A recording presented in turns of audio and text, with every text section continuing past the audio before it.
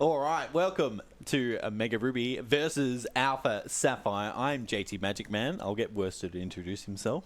I'm Werster. We're going to start the game. We'll count down. I'll count down from 3. I'll spill off some useless information about this game while we're in lots of cutscenes in the game. All right, 3, 2, 1, go. Let's go. Here we go. All right, so this is Pokemon Omega Ruby. Werster's playing on Alpha Sapphire. This is a remake of the original Ruby and Sapphire, which was released in 2002. Omega Ruby and Alpha Sapphire was released on the 3DS on the 21st of November 2014. But you don't have to mash it. All right, but it can also play on the new 3DS and DS. It's just out of habit. Yeah, setting. I'll be using L equals A. I don't think you use it. No, it's okay. And yeah, for the next 3 hours, I'll let Werster roast the game as much as he wants. So. Yes, this is going to be 3 hours of misery. So this game came out in 2014, the full game, and I ran it for 3 days. And then I did not play it again for 10 years until JT was like, oh, let's race this at ASM. That'll be great. And then I learned very quickly why I put this down after 3 days. So this game, it's actually all right casually. It's got a lot of really neat extra features in the game. Unfortunately, none of them show up in the speedrun. And in the speedrun, you learn that movement is terrible, text is terrible, and cutscenes are terrible. So basically, 100% of the gameplay is terrible. So we are going to pick the girl character here. The reason for that is you battle the counterpart. So if you pick the girl, you battle the boy. And the natures of their Pokemon are slightly different in the fights that you battle them in. The most difficult and relevant of those rival fights is the second one. And in that fight, the rival has a Grovyle, and it's got a minor special defense nature as the boy. So if you pick the girl, and that makes it easy to kill. That's basically it. Yeah, I believe it's a minor special defense nature. Yes, that is what I said. Oh, yes. Okay. Yeah. Sorry, I wasn't. That's correct. All right. So I'm just going to quickly change the options. So yeah, the thing with L equals A is, so when they introduced that in the Pokemon games, you would think L equals A means you get another button to mash with, but actually you don't, because they made L and A the exact same button rather than another button that you can use to trigger the A button.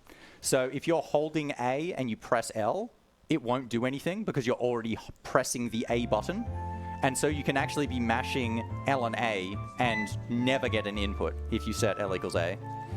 So it's a bit of a double-edged sword in that regard. But so yeah, the reason why text is awful in this game is you have to be holding a button to get the fastest text for the entire game. Even though you can change the text speed between slow, normal, and fast, there is a secret fastest option that only exists if you're holding a button. So for basically the entirety of the game, we have to hold B. Just always, because text shows up so much in this game because there's so many cutscenes. And it also means we then don't get to mash B for the text as well. Yeah, which is why I choose L equals A, because I can just hold L and that's easier for me, but yeah. Yeah, so you do only get one like actual face button, but you can also press the touchscreen, which is why, so if you can see like my setup, I'm holding B and pressing A with my thumb. And then I'm using like all of my other fingers to just mash the touchscreen, and that's doing the majority of the mashing through text. But it does mean I have no fingers on the buttons on the left side of the screen, which is where your movement buttons are. Yeah, and I accidentally looked at the map there. That loses a couple of seconds. All right, well, I'm leaving earlier then when you boot up your cheetah save file. Yeah, so in this game, there's no sort of manipulation for RNG or anything. And so you just kind of have to get whatever stats you get for your Pokemon. So in case you haven't played in-depth Pokemon, they all have what's called individual values on all of their stats, which is a number between 0 to 31 that kind of determines how good the stat is. And you're going to be using your starter Mudkip for a decent size of the run. And if it has really bad IVs, you're just entirely screwed. And so I'm going to take whatever Mudkip I get, but GT is going to cheat, and after he gets the Mudkip, he's going to boot up a good Mudkip, so you'll get to see a good run and a bad run. That puts a lot of pressure on me. Yeah, I didn't say which one's which. Oh, that's true. That is true. That's true.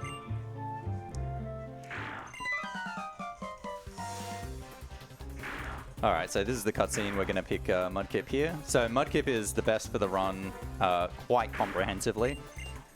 You can't do like the first gym with either of the other two, like without taking extra fights, and extra fights really slow. I did it again. So looking at this, I'm going to look at the stats here. What you want to see is 13 attack, and then after that you want to see defense and special attack ideally be 11. Really don't want it to be 9, and then speed not 8. 13, 10, 9. That's actually usable. That's actually usable. Defense is 9 though, which means I'm going to die to a particular Machop many, many, many times in about 30 minutes. Alright, I did not get a runnable Mudkip, so we are just quickly going to... What'd you have?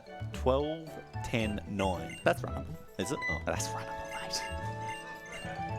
I don't think 12 is. It's runnable for true champions.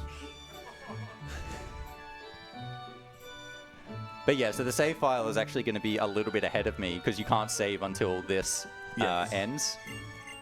Now, what's this guy do again, though? Oh, okay, I'm just double checking. All right.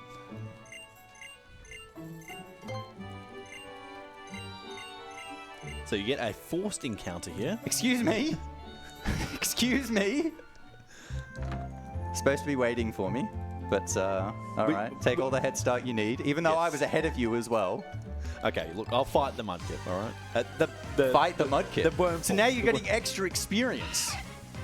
I can't win it. Ultra cheating strats. But so yeah, you get a forced encounter on the third step, sorry, of grass. Okay, you're technically ahead now. Alright, and then into another cutscene. So the reason why movement is so bad in this game is they kind of did a hybrid model between the tile-based system that they've had for the first 5 generations, this is generation 6, and a non-tile-based model where you can use the circle pad to kind of free roam around the map, or you can use the D-pad and go along the tiles. But because they did that, all of the kind of tiles for like the geometry of all of the objects are based on tiles. But the fastest way to do the game is to use the circle pad because you can take better lines across all of the tiles instead of only having 8-way movement where you can either go, you know, up, down, left, right, or the diagonals. I've also got a wing goal. Oh, okay, it's level 2. Wing goals are really fast. Sometimes you can't actually run away from them. And so if you're moving with the D-pad, it takes 8 frames to move a tile if you're moving in a straight line. But if you're going diagonal, it's 12 frames.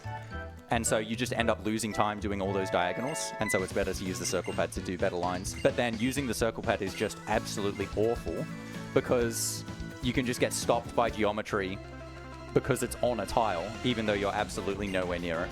Anyway, you'll see that numerous times throughout this run. Alright, so this is the first rival fight. He leads with whatever type is better against yours, so in this case it's Trico. Is it Absorb? Does it has Omega Drain? I forget. I think it's Absorb. But it starts with. Yeah. I don't think it actually has it in this fight. Okay. It should, but it doesn't have it and doesn't use it, I believe. It just uses its normal type move. Alright, let's see what we got at level 6. Please go up defense. Please go up defense. Okay, defense went up. Speed went up. Okay, that's good. That's good. Okay, this is actually a pretty decent kit. If it's neutral nature. I think oh no, it's not neutral. It's minus defense, isn't it? So it's probably minus defense plus speed. I reckon it's hasty. Given speed went up by 2 there. So the way natures work is they're a plus 10% or minus 10% increase or decrease to one of your stats. But in Pokemon, basically every single number floors. So for example, if you get plus speed, which is what I think I have, if the stat is 9, it then does plus 10% and goes to 9.9, which then floors to 9. It never rounds up. So at lower levels, when you actually have a nature, your total stats are pretty much always worse. Because it'll be like defense is minus, and it might start at 11. And so it'll be 11 minus 1.1 for 10%, goes to 9.9, and then floors to 9. So you lose 2. And in speed, I would have gotten 0. Right, I'm actually at the part here where I'm saying goodbye to my mum. I believe in the German version, when she's turning right, like here, there's an extra thing of text. I can't remember what she says, but we're not playing in German. Thank you, very insightful. There's a lot of cutscenes like this where it's like she turns around and does nothing. There's just so many cutscenes where nothing is happening, and you're just like, what is the point of this? That's basically my entire experience with this game. What is the point of any of this? You ever get introduced to the Dex nav here? I mean, it is a pretty cool mechanic, but it never gets brought back. There is a run where you catch a Tailor that's been run before with guts, and you use Facade, which is a pretty interesting and cool run as well. Yeah, so it's like a different route in this game. Yes, in this game, actually. Yeah, because you can use the Dex nav to actually, like, if you encounter the same Pokemon a few times, you can get it 10 levels above. So you can catch, like, what is it, level 17 Tailor or something before the first gym? Yeah. And you can get it, like, with, I think Boom Burst is the best move it comes with. Yeah, so you can have an egg move, and so it can come with a move like Boom Burst or Brave Bird, which are, like, 120 power moves right at the start of the game. I'm just going to go right side there. You can duck into the left, but you risk touching the grass, and I'm so bad with the circle pad that I know I would touch the grass. So at the start of the game, the main thing is just hope you don't get encounters. Like, encounters lose, it's like between 15 and 16 seconds, I think, for each one, which is just the biggest difference between good starts and bad starts. It's just 4 extra encounters is over a minute lost, and you're not going to lose over a minute in the battles unless you die. Useless crit on Zigzagoon. Crits in this gen only do 1.5 times instead of 2 times, so it's really possible to just get hits where it's like, well, I would have 2 hit anyway. And it's just totally useless.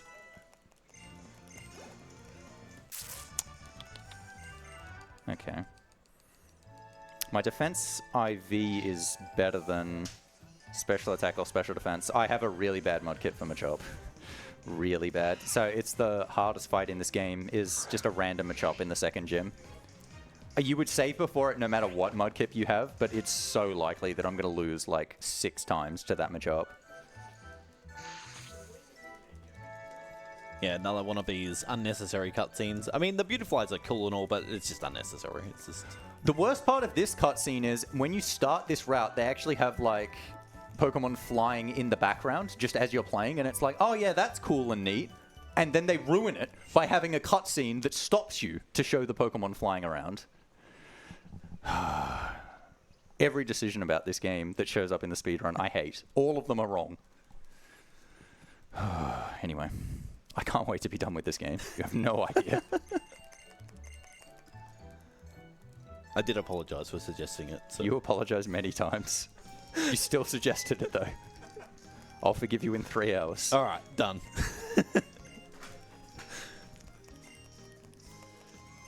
All right, so this part of the game is where Norman, which is also your dad in this game, gives Wally a Pokeball. Teach it, and Wally's going to catch his first Pokemon, and apparently we have to help him out. It's the catching tutorial of the game. So instead of us catching the Pokemon, it's Wally instead. I mean, you never catch the Pokemon in the catching tutorial. It's always somebody else. That's true. Yeah, that's fair point. Yes. Unless you count the catching tutorials at the end of other games where they force you to catch the legendary. I mean, sure, just to make sure that I'm right. But yeah, so animations are turned on during this fight, just automatically. Nothing you can do about it. So you get to see 2 seconds of what the game would look like with animations on. It's not very exciting. Just obviously makes the battle slower. But you still do have to mash through text here, because if you don't press anything, it still goes very slow. So yes. Unfortunately, that you still have to do that. Thank you, Game Freak. But yeah, we're in the catching tutorial, so if you have anything to say or donations or anything, now's the perfect time. Well, thank you. So we have got $40 from Monocles, who did not leave a message. And we also have $6.40 from cardcollectors.au. Great to see us speedrunning Aussies playing games for Game on Cancer. Go Werster, you legend. No comment about you, JT. Oh, maybe next time. Yeah. So Maybe in the next donation, Yeah. there'll be one for JT. I think we should be showing more love to JT. Thank you. Yeah. Appreciate that. Most welcome. Anyway, now that's done. We get given the PSS thing, and that lets you wonder trade. Yeah, which is totally available to Which do is, still. unfortunately, it's been taken down now. So it's another great example of something in this game that it's like, the online in Gen 6 was actually amazing. It's the best it's ever been in the franchise. But yeah, you can't do it in this run, even when it was available. You've got to play wirelessly. We did have a lot of fun doing like Wonder Trade races back in the day, where you just Wonder Trade, get whatever Pokemon, and then use that throughout the game. That was amazing. Love those. What was the best Pokemon for that? Wasn't it Flygon with Dig? Oh my god. Oh my, what am I doing in the grass? Oh my goodness. Thank you. I distracted him. It worked. Anyway, this is the first fight in the game where you actually are under some sort of threat. This Poochyena has Sand Attack and Howl. So Howl increases your attack. Sand Attack decreases your accuracy. Yes, thank you. Yeah, so this fight can be a bit nasty sometimes. Go Poochyena. It goes tackle. Surely Sand Attack. There's the sand. Thank you. All right. Howl. Okay, just hit one more time and we're fine. Yes. Okay, Come on, Poochyena. one more Not time. my one. Okay, all right. T-Mac was weak. We'll switch to Water Gun. Damn it! Oh, this is... Ooh. no, I gotta heal. Play it safe. Oh man, I have such bad defense. This is very unfortunate for me. Oh, that's a crit. Yes. All right, there we go. All right, well, that's certainly evened it out, actually. Yes. Quite a bit. I got a very bad Poochyena fight. Yeah, I got a really good one. I got a crit, so it was only 3 hits. So that's actually a really useful crit, because as you saw from JT's, that actually can be really threatening. What you also might be able to see on the screen is kind of like we're fighting different people here. So that's one of the main differences in this game is on Omega Ruby you fight Team Magma, and in Alpha Sapphire you fight Team Aqua. And the Magma fights are much easier, so JT's playing the easier baby version. That fight is exactly the same, but like all of the other ones are... Oh, not all of the other ones actually, but most of the other ones are easier to fight Team Magma, because you're using like water moves the whole game. This is the first spinner in the run. I'm gonna risk that. Go. Yes. Okay. So all of the spinners in this game can be dodged very easily if you just kind of wait for them to spin and then just go, because they can't spin straight away after they've already spun. If you do risk it though, they are incredibly trolly, because they can spin from like up to down and then see you to the left in the middle of their spin. But they actually don't see you until the end of their spin, so they look down and then the exclamation mark comes up and then they just move to the left. It's very good game design. But so yeah, we pick up the Balm Mushroom there. We're going to sell that for money later on, and then we're going to pick up the Echoed Voice TM here. This is a very useful move once we get past the first gym. There's another spinner here. So spinners, by the way, are just trainers who spin. Pretty simple. Spin around so you can dodge them. In pretty much every Pokemon game, you're almost trying to fight as few trainers as possible. In this run, you fight one extra trainer in Roxanne's gym for experience. It's just, generally, it's the easiest way, the fastest way to beat the game is to just fight as few trainers as possible with very few exceptions. It's often just one trainer at the start to get a really specific move or level threshold at some point. In this case... it's mostly to get level 10 before Nose Pass, I think. I don't know what the other ones are.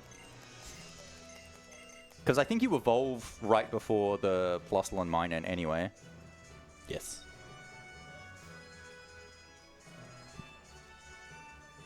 Oh yeah, so the free roaming only exists outside buildings. Inside buildings, it is all tile-based.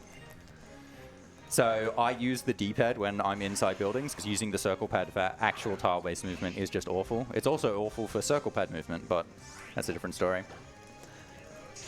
Also, I might add, the reason why we're fighting this trainer and not any other trainer is because this Geodude does not have the ability Sturdy, and all of the other Geodudes, at least one of them has it in this gym. The ability Sturdy makes sure you hang on with at least 1 health remaining from 1 hit. I think I've explained that right? Probably. Yeah. I did not hit the save button, thank you. You've got these tiny little buttons at the bottom of the touchscreen that you can press for faster menuing, but it's so easy to miss them because they're incredibly small. Once again, thank you, Game Freak. So I just saved before Roxanne only because me and JT did a practice race of this, and I died to every single trainer, basically, in the first half of the game, and I was 25 minutes behind him, and then I quit because I was not having fun. Yeah, so think of the worst possible scenario, then times it by 5. And I wasn't saving before a lot of the fights as well, so I would die and go all the way back to the hometown. But yeah, so this first Geodude does have Sturdy. I didn't even activate it, which is actually fast to not activate it. But it's a good indication that my special attack is bad. But the reason you do that is so that she uses the potion on Geodude. And so then she's only got 1 potion, so now she can't use it on Nose Pass. Nose Pass is harder to kill. It's got better special defense, and you only do 2 times instead of 4 times that you do against Geodude. Ooh, hello. Ooh, that's a huge hit. I still have to heal, but that's massive damage. If I get hit into Torrent again, is this a 2-hit? Might be. I was on 17, wasn't I? No, I can't risk That's it. the first time I've ever 2-hit Nose Pass. That's amazing. And my Mudkip doesn't even have good special attack. Alright, that was an awesome Roxanne fight. So yeah, obviously, if I got crit by any of Nose Pass's tackles there, I would have died, but it's better to risk it. So in that case, the reason I risked it is because Mudkip's ability is Torrent, which increases your water-type moves by 50% if your HP is at 1/3 or less. So if you take the risk and hitting while you're at low HP, you do more damage if you're using your water moves. Okay. So, excuse me. So for some movement, I still use the D-pad even if the circle pad is faster. And so this is an example now after this gym. Getting through this tiny little hole between that's 1 tile wide between the sign and the lamppost here, doing that with the circle pad is absolutely ridiculous. It's so jank trying to go through small holes like that with the circle pad. So I just do it with the D-pad. If you switch from the D-pad to the circle pad, that's completely fine. But if you switch from the circle pad to the D-pad, there's actually like a little break in the animation where it just like puts you back into the center of the tile, and that wastes time. So you never want to switch from circle pad to D-pad, but the other way is fine.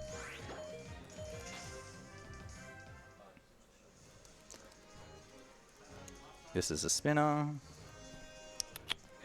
And then we're just going to go through as little grass here as possible. Oh, I forgot. You fight this trainer as well. So this one you do need, because without these ones, you will not get Marshtomp after the Slateport Museum, and you need to evolve before the fights after that, because you fight electric types, and so you want to be Marshtomp. Because Marshtomp is ground type, and then it learns a ground type move to hit them with. So that first Geodude doesn't have Sturdy, the second one does. So for the second one, you don't use Water Gun. You actually just lead with Mud Slap, just to do a little bit of damage to break the Sturdy. I actually have to heal though. I will die to roll out if it picks it. Ooh, mine picked it, but I'm fine. Mine picked Defense Curl. So it's got random AI. So different trainers have like different levels of AI. Jesus Christ.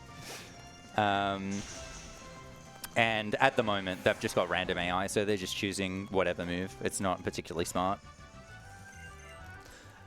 Right, talking to that guy, because if you don't talk to him, an exclamation mark comes up on his head. It's slightly slower. Also, big menu here.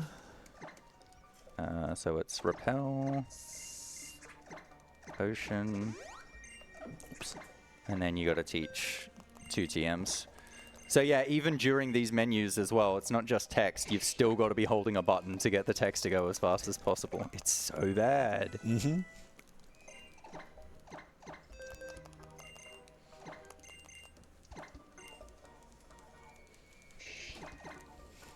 I should have checked my stats there, but I didn't. That's a really convenient time to check your stats, is when you're teaching moves, because they show up on the screen instead of just during level ups. They're there for a lot less time. I should be faster than this Puchana. So some of the strats will vary between different fights depending on what your stats are. So an example is on this Puchana, if your speed is really bad, you can use Rock Tomb because that'll reduce its speed. You don't want to use Rock Tomb if you don't have to, because Rock Tomb only has 95 accuracy. I'm not sure Water Gun is going to 3-hit. My special attack's really bad. It used Sand Attack anyway, so I'm going to go Rock Tomb and say if it missed, it was because of Sand Attack. Perfect excuse. Well, Rock Tomb's actually got less characters than... No, it's got the same as Water Gun. Never mind. I'll shut up now. Okay, Mudkip, at least it got a +3 in HP, so I've got 37 HP. Level 13 is what you get for the very infamous Machop in the second gym. And 36 is the lowest health you can have, and it's really bad because it can quite often do 18 damage. And if it just 2 hits you with 18, you're just entirely screwed. And yeah, I think in almost every run that I have had 36 health. So at least I got to 37.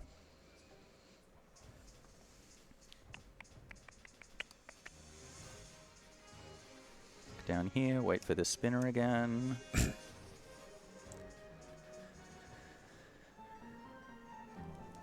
Okay, and what's going on in the story, if anyone actually cares about that, is that we save Pico. This guy gives us a Great Ball, so Werster will not be for getting the Great Ball in this run. It gets given it to us in this run for getting the parts back from the rocket. Not rocket. A rocket. The Team Aqua/Magma Grunt. Yes, thank you. Stole them. Yeah, nobody cares what's happening in the story. So, after this, are you taking the Mart? I assume you're taking the Mart. Yes, I'll be taking the Mart. Yeah, so this is kind of like a different strat between playing reasonably and going for like insane world record strats, is you can skip this Mart coming up here, but what we're both going to do is buy a few super potions and a couple of repels. If you skip this Mart, you can skip both going into the Mart and getting an extra item to sell for money. So it saves a decent amount of time, but you have to get so lucky to not have to use the super potions. That being said, in my case, the super potions are basically worthless because my defense is so bad. I reckon I'm going to be taking over half anyway from all of the damages in the second gym. But if you get really lucky in the second gym, because they've got bad AI, they can just not use their attacking moves and you just take no damage. The difference between taking no damage and dying is actually very small. See, I'm trying to get through one tile there with the circle pad. Didn't go very well. I'll get through that one though, because that's straight down. Okay. Buy 2 repels and 4 supers. Yep.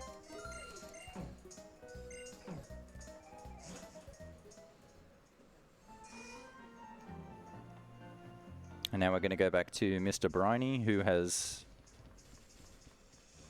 gone back to his cottage, and he's got the boat that'll take me across water. Or take us across water, I guess. Maybe it'll give you a lift too. If I'm lucky. It's actually one of the more annoying text boxes in the game, because to actually say yes to go on his ship, it's not the default option, so you have to be mashing through text and then just in the middle of nowhere press up once. It's so silly. I got an encounter going around the trainer. That's so unlucky.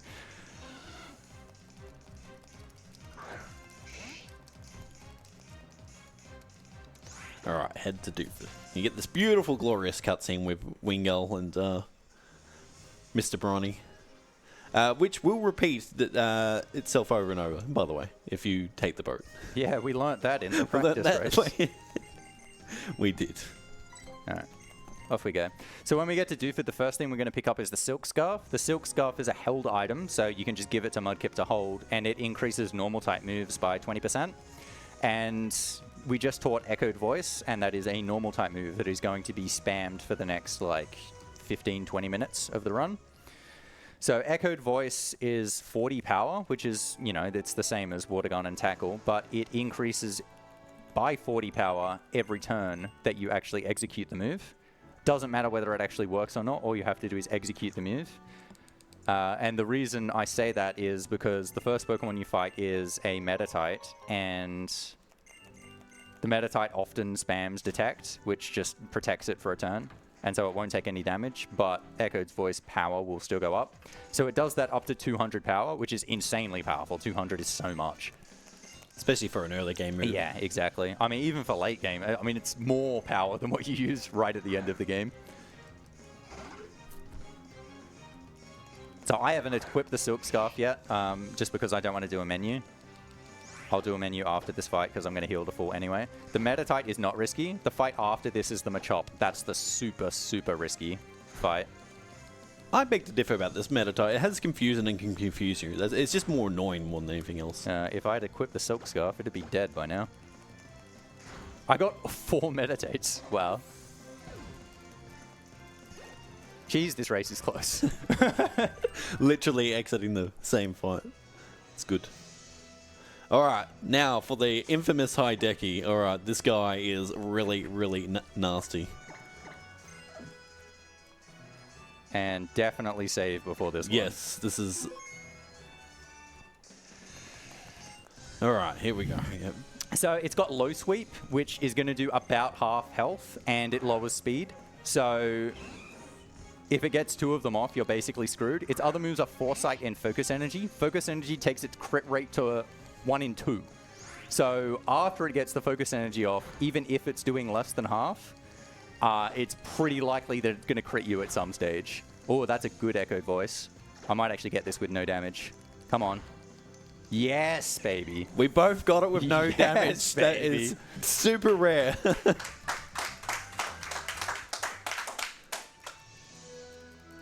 Oh my goodness, where am I going? Where am I going? Let's go up here, please. Thank you. Yeah, that's actually super duper lucky. So another thing we should mention about this game is, so I mentioned IVs before, value between 0 to 31. Usually in Pokemon games, when they're made competently, the way they do enemy Pokemon is they kind of start at 0 IVs and then steadily increase throughout the game. So, you know, you get to the second gym and they might have 3 IVs and then 6 IVs and then 9 and then 12, etc. What happened with this game, though, is because you only need 5 bits to display between... I got confused. To display between 0 to 31, because 1, 1, 1, 1, 1 would be 31.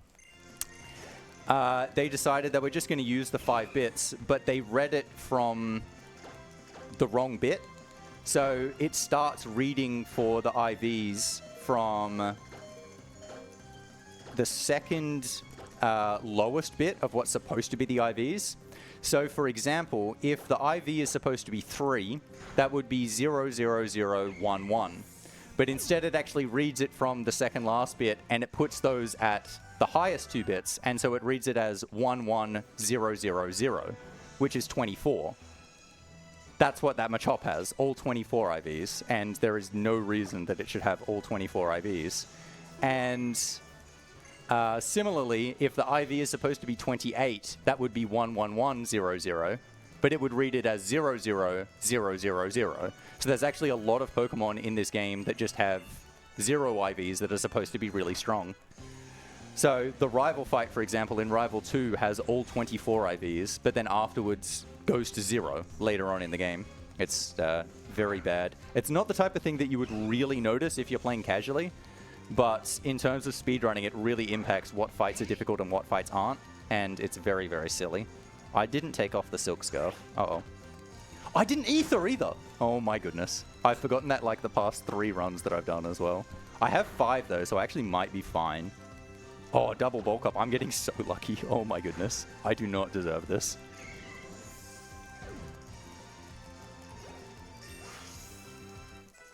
Yeah, so if you use an item, it breaks the echoed voice chain because you're not executing the move. So if I had to use the ether in the middle of this run, it would just break echoed voice and I would be entirely screwed. Yeah, I got knockoff. He'll super now. This will come close to killing. It won't quite kill, I think. Yeah, without the Silk Scarf. But now I can just kill with Water Gun. Okay, we're good. We got there.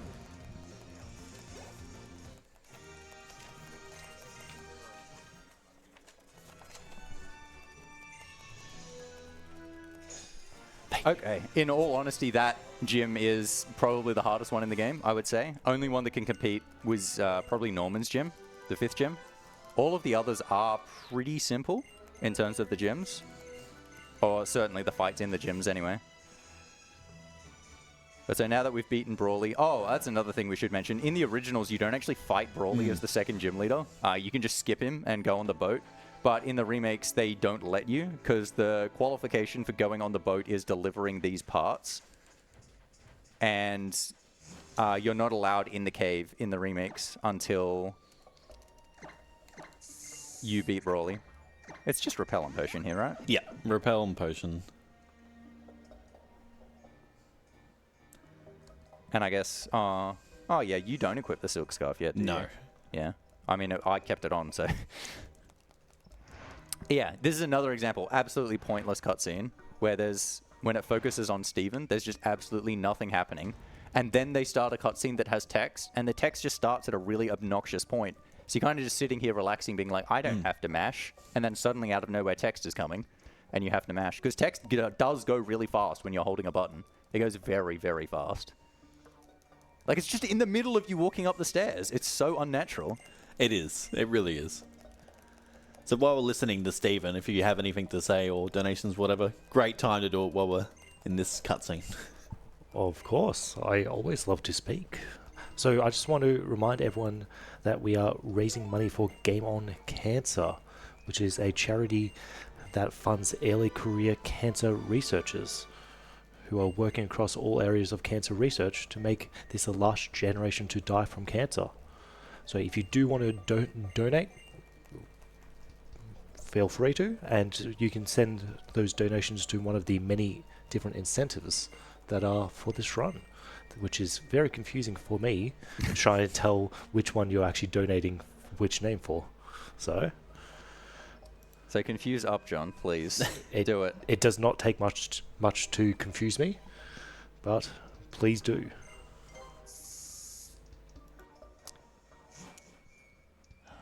I'm actually very happy how close this race is. I'm still just relishing in it at the moment, given how bad our practice run went. I'm sure something will happen eventually. All right, this is another weird. Yeah, weird dialogue. Weird You've got to dialogue. go through and press up once. That one makes more sense because you can actually go to two places, except it starts on never mind. Why? Just start on the one I obviously want to go to. Thank you. Anyway. So when we're here, we pick up the soft sand. So similar to the silk scarf, it increases ground type moves by 20% as a held item. And we will also be picking up the PP up, which we'll be selling for some money. Yes. So this is the item you would skip if you skip the mart in whatever that town's called. Rustboro? Rustboro, yeah. Yeah, well done. Simultaneously picking that up. Beautiful. Love to see it. Yep. All over it. I know this game really well.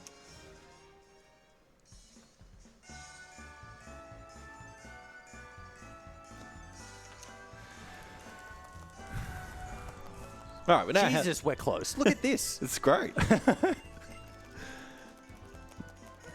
We're now heading in here to talk to this guy. I can't remember what he talks about. He goes, go deliver the parts to Captain Stern, which is what we're going to do next. And we are forced to pay an entry into this museum, 50 Poké-Dollars, which is being overran by Team Aqua or Team Magma, depending on which version you're on. We're paying money to save the world here. Oh, whoops. So this is where the Aqua and Magma fights start to actually differ by quite a bit. So Team Magma have fire types and Team Aqua have water types. They also both have poison types and dark types. The Mighty Enas are the same between the versions, but the poison types are actually different. I'm going to be fighting Grimers, JT is going to be fighting Coughings. But the water versus fire types are the really big difference. So you're using like water types, you're using Mudkip, and later on you use another kind of decent poke that I still haven't ethered Echoed Voice. Oh my goodness. I knew I had something else to do in that menu. You lied to me. Well, you normally ether before that. Yes. Normally if you're competent at the game. So what was I talking about? Yeah, you get way easier Pokemon to kill because you're fighting fire types. You're fighting Nummels, and you can just easily take them out. But I'm fighting Carvanas, which are actually really dangerous. And then when you're fighting the evolved forms and I'm fighting Sharpedos, those are really dangerous, whereas Camera-Ups are a complete joke. So this Zubat can confuse you, I think. Yes, has supersonic. Yeah. Oh, I one hit the Zubat. I was not expecting that.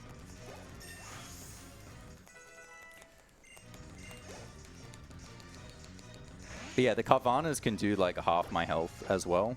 Oh no, don't flinch, don't flinch. I'm reckon water gonna kill.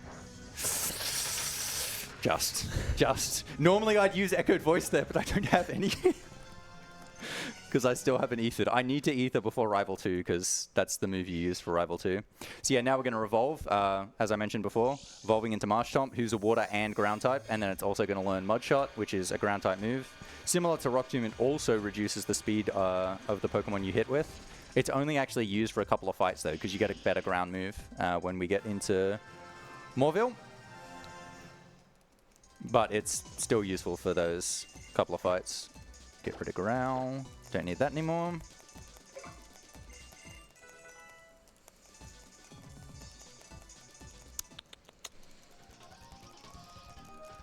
And now we're going to do a really big mart. So you can buy X items here in Slateport, and X items are just super good in every Pokemon speedrun. They're just insanely good. X items are in-battle items that you can use that increase your stats by 1 stage, or in all of the garbage games, 2 stages. And so 1 stage is plus 50%, but it's a capped rate. So 1 stage is you're at 150 times, 150% of the damage you would normally do, and then 2 stages is 200%, and then it's 250%, etc. So there are diminishing returns on them, but just still insanely good items to be able to use, because being able to set up to be faster and do more damage during all of the really key critical hard battles is just always the best option. Which is funny when you like tell casual players that, because I mean, I know even me casually, I never used X items. I thought they were useless. Same.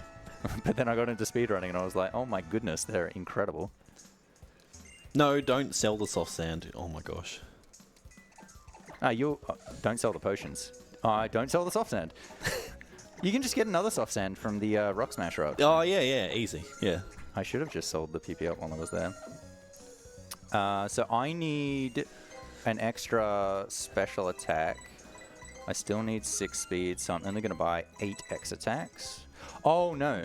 I am only going to buy 7 X attacks, because I need 2 X defense as well.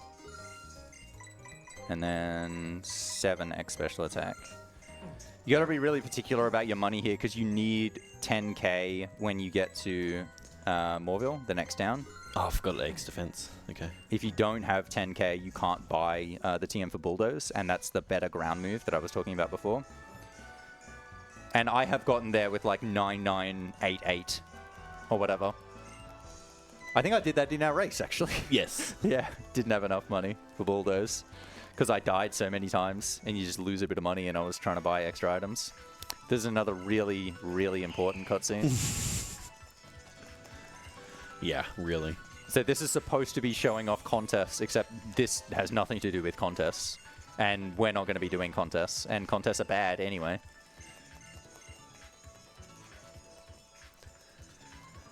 Yeah, this is a character that they introduced just in the remakes. I guess they wanted to show her off because they really like her for whatever reason. But yeah, she's garbage, and we're going to move on. Wallace's daughter.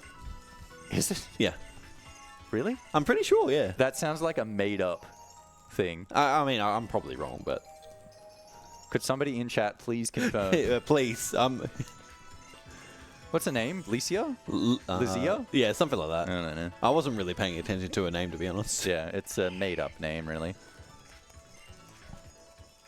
Should I heal before these guys?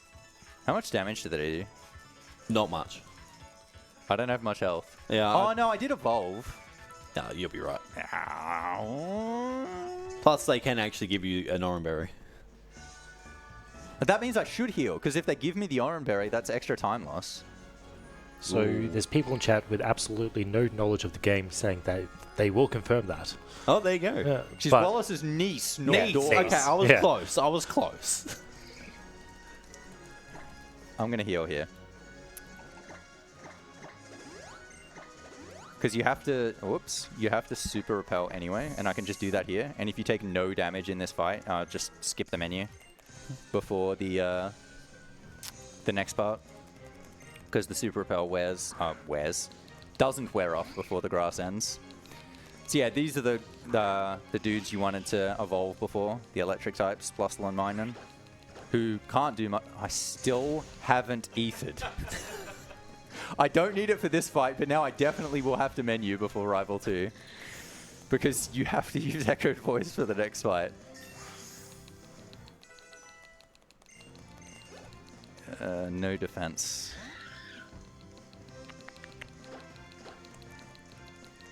Switcheroo, there's the item swap. So that's actually good because now Minun's Oranberry won't activate. And the first one didn't activate because the first turn I did less than half. I actually got really lucky there. Didn't take any damage, but I still haven't ethered, so I do have to menu. Should I pick up the full heal? Yeah, I'm going to get the full heal. Hidden full heal here. Just save a little bit of risk. Oh, get out of there. Okay, let's just open the bag and... No, that's not a full heal. Ether Echoed Voice. Fun. And I guess I'll save before this fight. There's no real reason to, but we'll do it anyway. If I do die here, it would be really bad. Dying at like any point of the game from here until you get Fly is awful, because you go all the way back to Little Root, and then you have to make your way back up to Mr. Briney's cottage, and then take the boat, and then take the boat again, and then waddle your way back up to Moorville, because you can't go around the other side just yet. Okay, so we're going to set up a lot of X items on this fight. So I'm going to be setting up 2 X speeds, and I'm going to set up 4 X specials. You probably only need 3, because you've got a cheetah mudkip.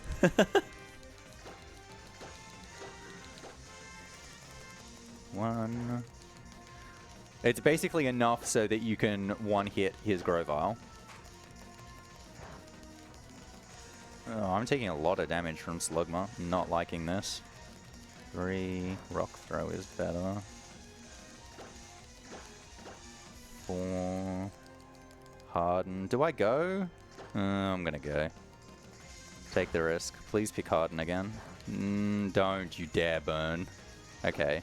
15's enough. I won't die to quick attack. That's the thing that I was really worried about. Ooh, I got burned. Okay, that's really bad. After the hit too. That is so bad. Okay, this is really unfortunate. What do I do here? I think I have to use an extra X special, right? That won't do enough. Okay. I did save if things You did go. save, yeah. Yes. I'm going to go an extra X special. See if that helps. Will it? I don't think so, because you're only going to be 80 power instead of 120 power, because it breaks the Echoed Voice. So my plan is to crit. To crit, all right. Yeah. If you crit, that will make the difference. But yeah, because using items breaks the Echoed Voice, and you can only hit Slugma 1 time there, it's why it is so bad to get burnt on that turn. Because I actually think the right play was to just go, honestly. Yeah, see. Okay, use Prosciutto. Okay, we've got to... You're all good. Yeah, so he doesn't have good AI. He's got Mega Drain. Mega Drain kills you from full. Like, you just die from full health. Okay, couple of spinners here. This next one is really bad because the camera angle changes. It's really hard to tell when he's looking right. It is really, really hard. What I've started doing is I actually look at his shoulder, and I say right shoulder when he's looking to the right. That's like the easiest way for me to tell. Picked up a couple of leopard berries there. All of those trees are leopard berries, and they're basically ethers. Just heal 10 PP. You can use them as held items, but you just use them as ethers.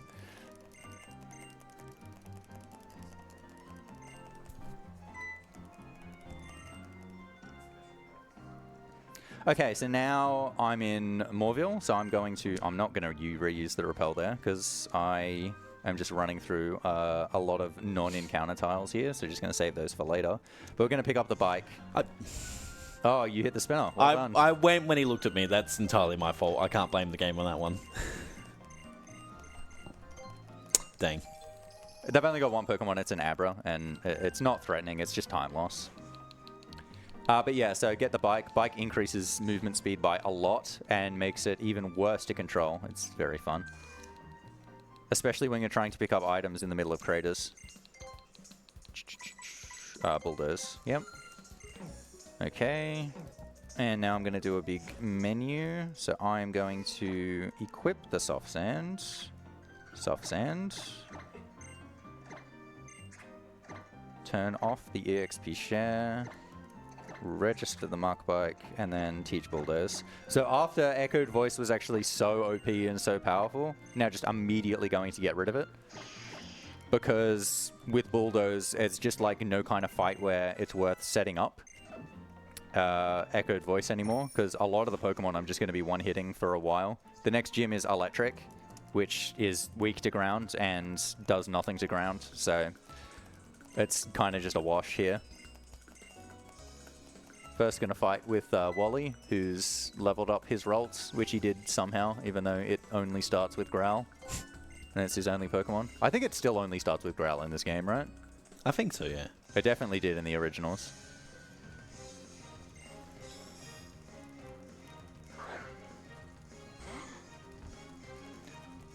So I've actually got a really good attack IV on this Marshtomp. If it is hasty, I also didn't check that before as well, which I should have. But I'm pretty sure it was hasty from what happened from 5 to 6, which means the attack IV was like 27 plus at least. I kind of stopped checking my stats after that, which is really, really good. There's only one Pokemon left in the entire run that I actually need special. I use a special move on, so it's basically all just physical moves from here on out. From Marshtomp anyway.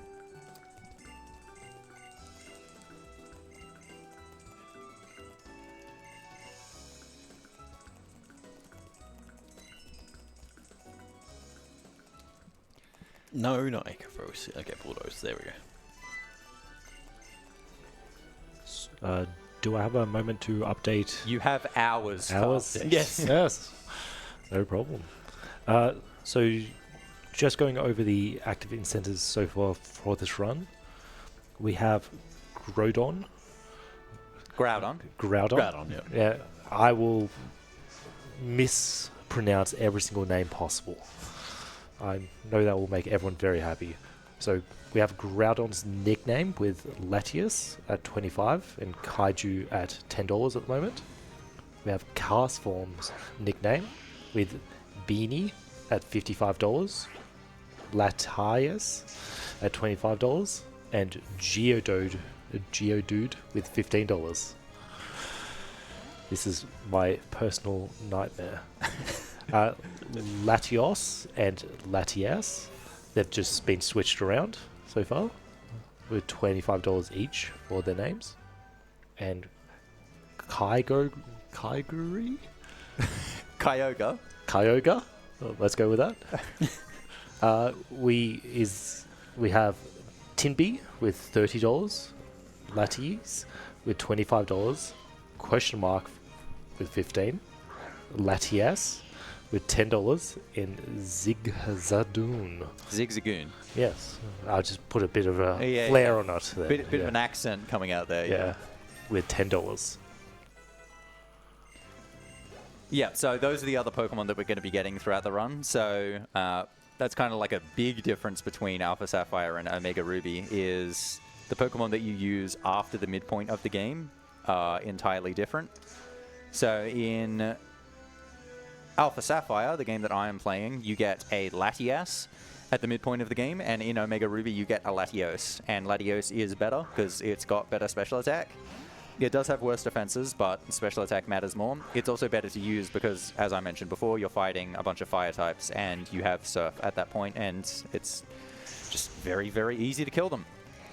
And then at the end of the game, in Alpha Sapphire, you get Kyogre, and in Omega Ruby, you get Groudon. Kyogre is slightly better than Groudon at beating the end part of the game, but it's not that much different. Especially depending on the strats you do. Like, you can do kind of safer strats here and there.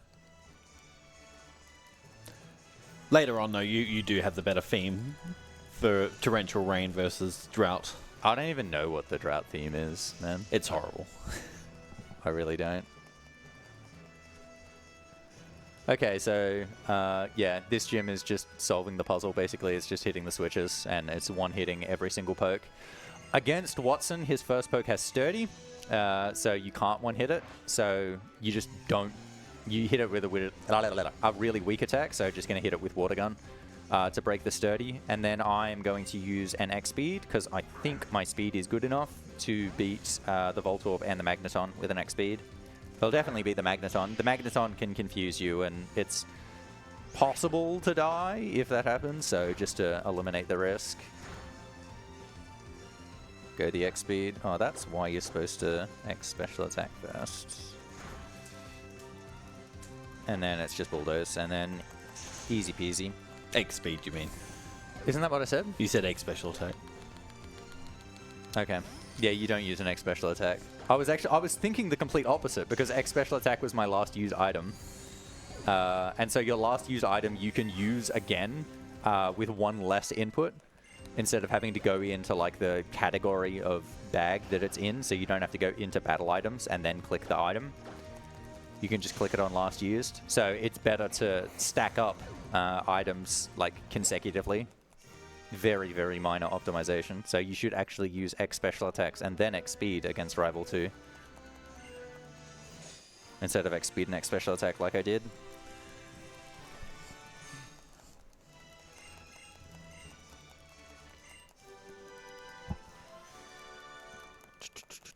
Okay, so in this run you don't actually like catch any Pokemon without the Master Ball. So that's not till much later, and that's obviously the legend. So you just only have the Marshtomp, which it does, like... These fights are slightly risky. Well, I mean, not in that gym. After the gym, they're like all kind of slightly risky, and it's because if you die, there's nothing else that you can send out and revive or anything. It's just you're straight up dead. And so, because I don't have any other Pokemon, or neither of us do, we're going to have to teach the HMs to Marshtomp as well. So Marshtomp's also going to get Rock Smash. And that's going to go over Water Gun. What else do I have to do on this menu? There is something else. Super Repel. Super Repel, yeah. Ah, that is Silk Scarf, not Super Repel. You're supposed to do Super Repel first, I'm sure. Anyway. And then breaking these rocks, you can actually lose a lot of time because you can get encounters in here as well. You can get nothing, or you can get items. I got an encounter. Classic. Very bad. The best thing that you can get is a revive, actually, as an item, is really good. You can't use it yet, but when you get the Latias or the Latios, having a revive is really helpful. So for this little section here, I actually use the D-pad because it's actually easier to line up pushing against that wall, so you can get through that little gap there and get around that trainer. Trying to do that with the circle pad is actually pretty cursed. So there's... Even with the bike, you still want to be using the circle pad, but there are a few little instances like that where I actually use the D-pad as well, just because it's so much harder to get exact angles, because there's no like notches or anything on the circle pad.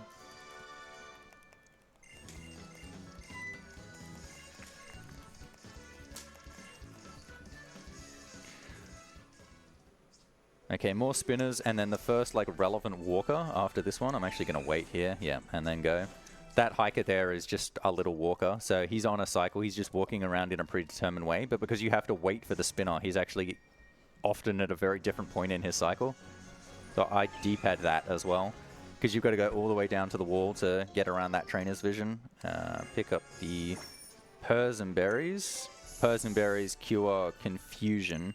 And there are a lot of things that can confuse you in this run. So having some Purs and Berries is very helpful, because you can equip them as items as well, which is done a couple of times. Okay. They also give you kind of not very well spaced out free heals in this game. So right after... Like, I just had a cutscene where I got healed to full before this fight, and then after this fight, there is another cutscene where you get healed to full. Oh, don't para, don't para. Very good. If you get paralyzed by Dragon Breath from the Bagon there, you can actually die in this fight between the two full heals. It's actually still possible to die in this situation. What I'm going to do here is use an X attack on the Makuhita. It usually uses Fake Out, which always goes first and always flinches you, but you can only use it once. And so on that turn, while I can't do anything, it would be nice to... Oh, that is not an X attack. Use an X attack so then I can take it out in one hit. It did pick Fake Out, so that's really good. Other things it can use are Knock Off, which would knock off my Soft Sand, so then I wouldn't be able to kill it in one hit, even with the X attack. And Force Palm. Force Palm does, like, you know, around a third of my health, and because I have really bad defense, it's probably more like a half. So if it and it can paralyze. So if it used Knockoff or Force Palm, it actually could have killed me if I didn't heal.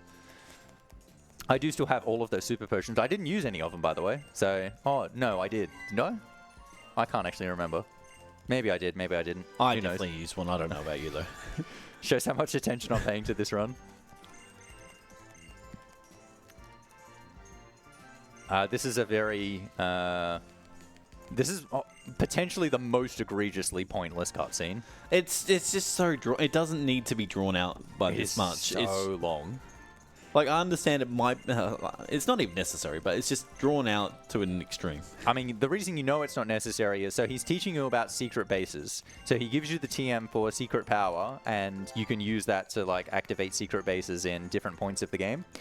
The way you know this is not necessary is it didn't exist in the original. Secret bases existed, and secret power existed. You just actually have to talk to the guy to get it. And then you can just use it and set up your secret bases. This is just very... very forced and insertive. And not very secret, I might say.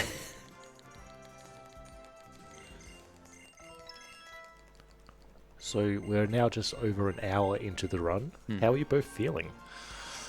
I'm feeling alright. A little bit annoyed I hit the spinner. But apart from that, it's alright. Werster's only got, what, 2 and a bit more hours to get through? 2 more hours of suffering. We can see it on your face. You're very happy with that thought. Okay. Yeah, here's the other free heal. And then onto the ash roots. So, I'm just thinking. So these next fights are actually somewhat consequential on how much risk you want to take. Maybe I should actually play it safe and heal anyway. Anyway, just going to talk to this guy. This is a force trainer. Everything else that you fight is a force trainer, unless there's a lot of expletives that are said beforehand, then it probably wasn't a forced encounter, or a forced trainer anyway. This Trapinch can do a decent amount of damage. If it's using Dig, it's Dig Trapinch. Good lord. That will actually do a decent amount. Yeah, I'm probably going to have to heal before Meteor falls. I do have really good attack, and you could see I was very close to taking it out in one hit, so if you do that, you can probably skip healing before Meteor falls, but yeah, I'm not going to do it now. Especially with quick attack too. Okay, so after this fight, there's kind of really annoying movement. I do this part with D-pad as well to kind of get around a trainer, and I'm going to like push up against a wall. Pushing up against walls with the circle pad is so bad, so I'm going to up left to get around that. All right, it's because that the big like bulge of ash in that instance is a trainer. And so if you kind of go anywhere near those tiles, you will encounter a battle, and obviously you don't want to do that. Don't want to be wasting time. So I actually got pretty lucky there. When you're passing spinners, you actually want them to be looking when you get there. It's the easiest way to pass them, because you're going to wait for them to spin and then pass them anyway. And so if they're looking in the direction you're about to go, as soon as you see them move, you can go. But if they're looking in an opposite direction, you first have to see, have they spun to the direction I'm looking to pass before you can actually go. Okay. This guy that I'm fighting now has an Aron. It has Protect, and it really, really likes using Protect. Very bad. It also has Sturdy, so you can't take it out in one hit, so I'm going to use Rock Smash and 2 hit it. So ideally, it just never picks Protect. That's 1 Protect.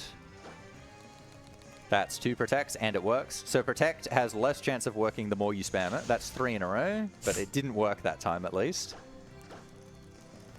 Alright, and then it didn't use Protect. That's good. After it fails, it would be 100% again, if it used it again there. 35. Yeah. Yeah, I'll still heal. So now I've got to pick up a Comet Shard here, in the middle of this crater. This is like the hardest item to get in the game. See, look, I'm going to wait for him to spin and then go away. Get it. How is that not it? How is that not it? How is that not it? My goodness. There we go. I did it while still on the bike. I'm really proud of myself. The, like, pansy thing to do... Oh, no. The, like, wussy thing to do, I guess, is to get off the bike and then pick it up. I'm going to get off the bike here and then go there and then just go around him. So he would see you if you go one tile upwards. I usually do that with the D-pad, but I just completely forgot. And I forgot to heal, and I forgot to save. Very good. I should have said no, and then I could have gotten out of it. Ah, well. I may actually just heal in the fight. That might be the best thing to do. Rival can carry you, though. But it's, Rival's much more likely to carry you in Omega Ruby. Yeah, I wouldn't rely on Rival in any scenario, though. So I'm going to use an X attack in this fight. Do you use one in Omega Ruby? No. Yeah, because he's got a coughing. But in Alpha Sapphire, he's got a Grimer. So I X attack, and then I can use Bulldoze and hit the whole field. I think I got swaggered there too, so I'm going to Persim Berry. Could have used the full heal, but whatever. We'll Persim Berry. Get rid of that. Slugma died. How much is Aquajet going to do? He sent out Whalmer? No, don't send out Whalmer. I want him to send out Grovile. Oh, no, no, no, no, no, no, no, no, no, no, no, no, no, no. Please. Okay, I've killed the Whalmer. That's definitely going to kill the Grimer because I'm at +3.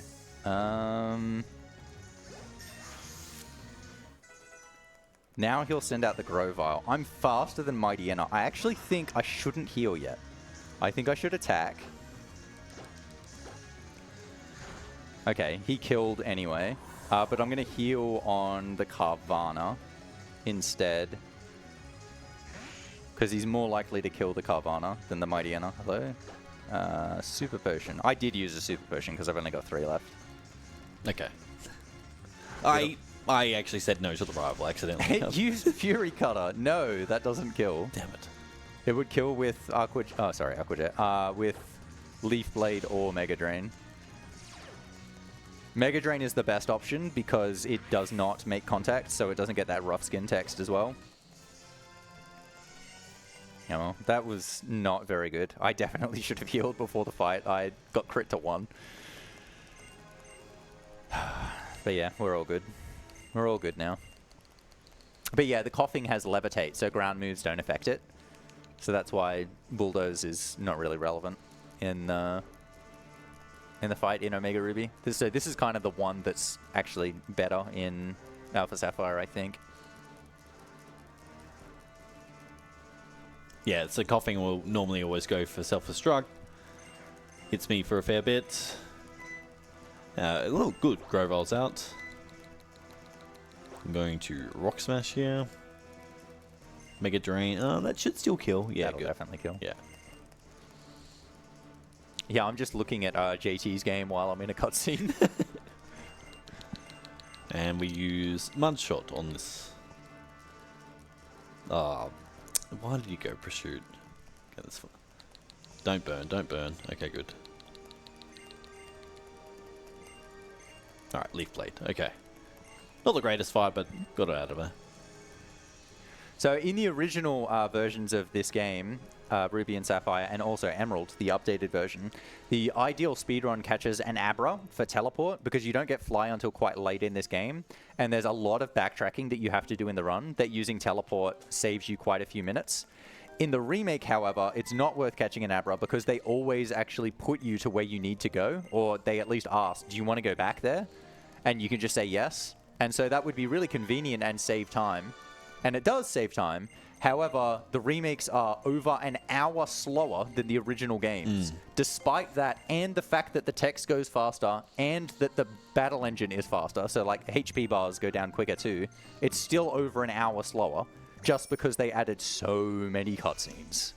It is quite ridiculous. Okay, so... Makes you wonder why, though. Comet Shard. Yeah, it's a good question. 11 maxis. 5 full heals. Oh, whoops. No. it's now a good time for some donations. Yeah, off you go, mate. Oh, you're too kind. We have $40 from Joe for Red, who did not leave a comment, and then they donated another $40 and left the comment for Kyoga. The nickname should be Gyoga, which is now in the lead. So it is in the lead over the next one, which is Tinby, which was Lacey's little pet, which is on $30. And on top of all that, we also have a $10 donation from Toasty, who says, "Good luck, JT and Werster. Pokey them mans. Big love." So yeah, I think in terms of spinners seeing you in a different direction, that hiker that I just passed is kind of the most infamous of seeing you when you're like trying to get in position. He can see you below, even though he can only look left and right if he just sees you in the interim. It's so silly, that hiker.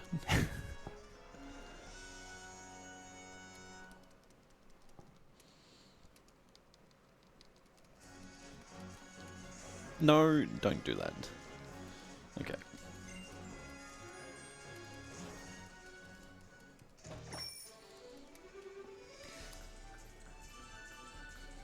But yeah, so the repel text was introduced in Black 2, White 2, where after a repel wears off, it just asks you, do you want to use another one? Which is really convenient throughout like casual gaming and whatever. It's kind of inconvenient for this speedrun because it means even when you're moving, you need to be holding B because the text comes up out of nowhere, and then you need to be holding a button for all of the text. So even when you're moving, as soon as that text comes up, you want to be holding a button. So my thumb just never leaves the B button for basically this entire run. It's not good on the wrist, I gotta say. Okay, wait.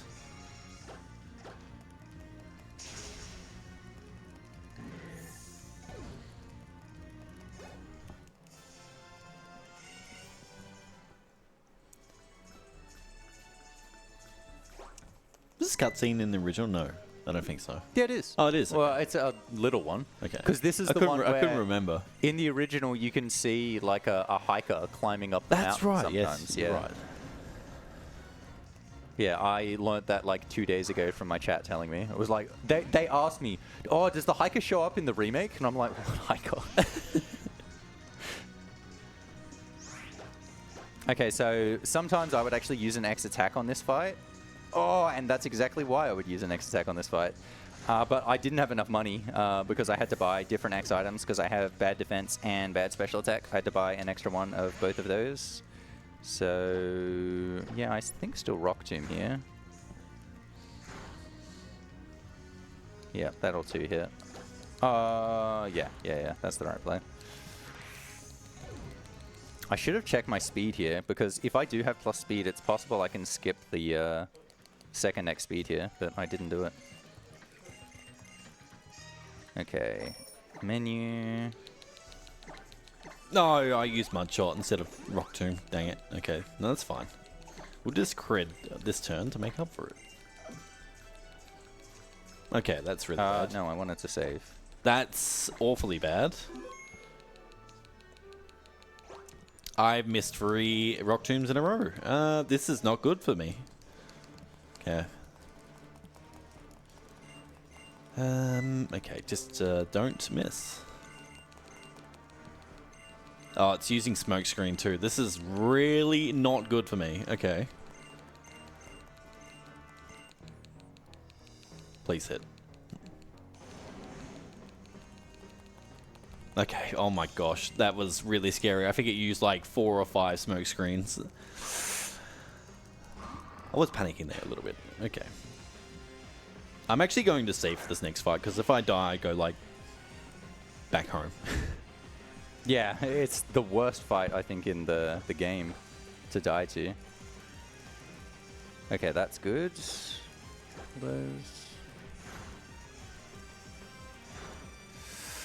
Should I just go? Let's just do it. Let's just take the risk. Maybe I beat it at +1, I don't know. All right, so this coughing for me, if I'm under about 40-ish health, it will go for self-destruct. So I want it to actually hit me to lower health. All right, beautiful. Okay, clear smog. 40, I think I have to heal. 40's like on the cusp. Okay, yeah, good. It used self-destruct. I think I would have died. I think this will do over 40. Okay, good decision. I would have died. No, I would have survived on 4 health. I can do math. But yeah, that coughing will only use self-destruct if your health is low.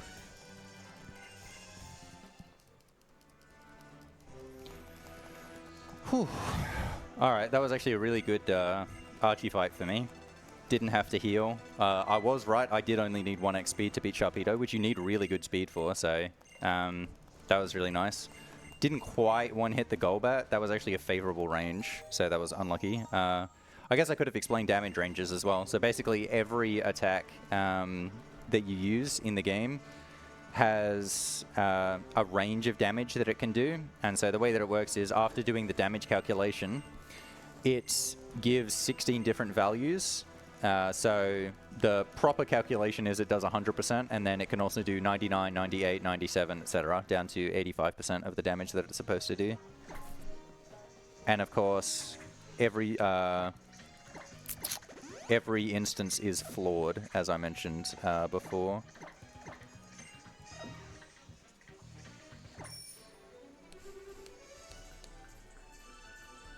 Alright, so I'm facing Maxi, which he leads with Mariana, which has Intimidate in this game. It does not have Intimidate in Alpha Sapphire.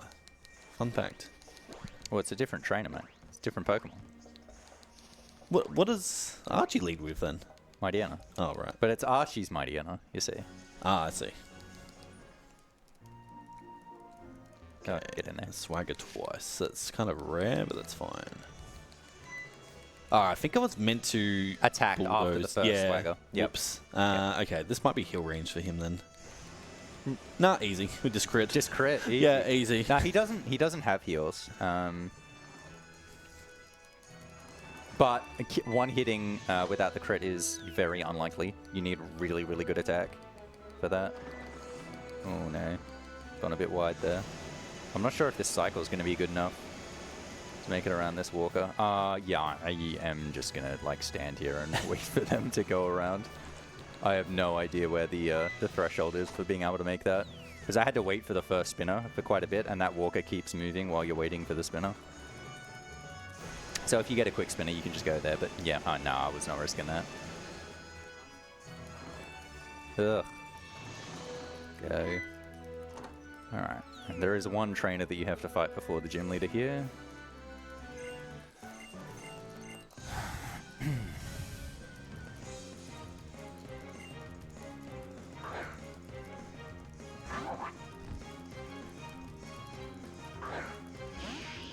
So I think it makes more sense to play on Alpha Sapphire because you fight Nummels anyway in this gym.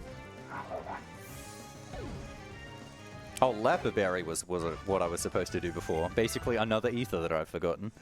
It's alright, you can do that one in the gym. There's plenty of time before I have to ether bulldoze. And there's going to be a lot of healing in Norman's gym. Alright, so yeah, this is the fire gym. So again, it's pretty much a wash for Marshtomp. The only thing is you have to... Oh, you don't have to, but it's actually optimal on her Torkoal to use Mudshot instead of Bulldoze, which we've been avoiding basically the entirety of the run. But Torkoal has such high defense that using Mudshot, which is a special attack move with less special attack than attack, and it's got lower power, does more damage. That being said, I have very bad special attack, so I actually may not get the range to two-hit Torkoal, which is really bad because you don't want to hit it into heal range. Obviously, because Flannery does actually have Hyper Potions. So if my first one does less than half, I'll just like throw in a cheeky Rock Smash to try and avoid that. But the first two I'll just one-hit with Bulldoze, no worries.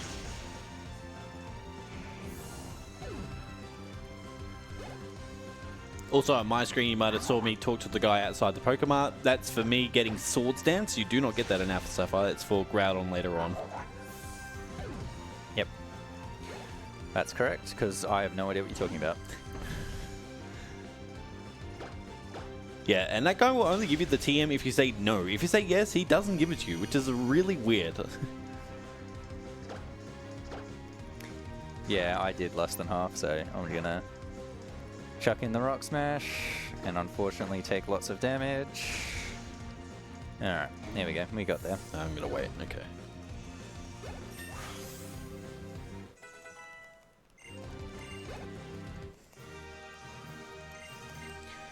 Okay, Flannery down.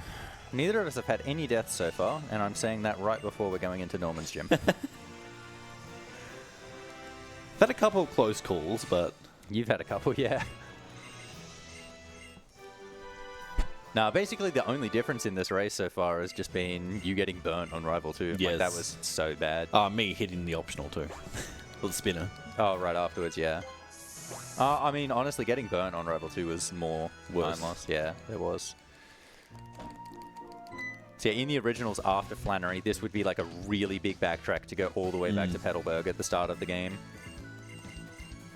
That you would either, depending on the strat that you do, you either teleport or you death warp after here. Yeah, relying on Smog from Flannery poisoning you, which is... Yeah, pretty jokes. But in this one, it's like, do you want to go straight to the Petalburg gym, like 2 steps away? It's a very different experience. Like, it's very odd that they made the choice to change it. Like, I don't really mind, but it's like, it felt like almost like a critical part, not critical part, but like a defining part of the game was doing all of this. Okay, let's use the Leper Berry now while I'm in here. Yep. D-pad. So in this gym that I'm in, you can go like left or right. You can actually choose what trainer you fight, and then you have to fight a trainer to go into the next room. In the other ways, there's like defense room and stuff like that. It's basically they just use a different item, I think, is the only difference at the start. And this one is X accuracy, and then I don't even know what the next one is. I don't know. We'll find out. You can tell how much I like this game. This is the only fight where like your gender matters. If you get a girl, you can't get infatuated by this Delcatty. But if you get a boy, which you're a 7 in 8 chance to get, it pretty much always uses Attract. Getting through there is really, really helpful, because if you are infatuated on the first turn, it generally then picks Sing and puts you to sleep and you're infatuated. And then you can get Double Slap, which hits multiple times, and it's just so slow because there's a really big delay between the next hits. Okay, I missed Mudshot, but luckily didn't. Oh, wow. Yeah, 95% accuracy on Mudshot and Rock Tomb. So the Linoon that I'm fighting now can heal, so I'm going to use an X attack to try and kill it in 2 hits. It can also steal my Soft Sand though. Fury Swipes miss. That's really nice. That's really good. And then it stole my Soft Sand. Arsehole. So now I'm not going to do half. So now I'm going to switch to Rock Tomb. I was actually faster. I should have used Rock Smash. Anyway, hopefully that's not heal range. It was heal range. How unfortunate. Alright, well, I'll kill now.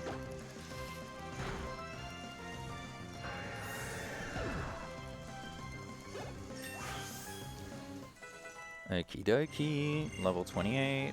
You don't learn Rock Slide. Rock Slide's actually a really good move, but you're getting rid of Marsh Stomp pretty soon. If you kept Marsh Stomp for the whole game, you'd teach Rock Slide, I think, for like Golbats and whatever. But, yeah, getting rid of it soon, and there's nothing to be helpful on. Okay, so I am going to heal to full here, and I'm actually going to save before this fight. My defense is so bad that this next fight could take me out in 1 hit. So he's going to use die a hit, so increase the crit rate, and then if he crits me and picks Revenge, it'll probably take me out in 1 hit.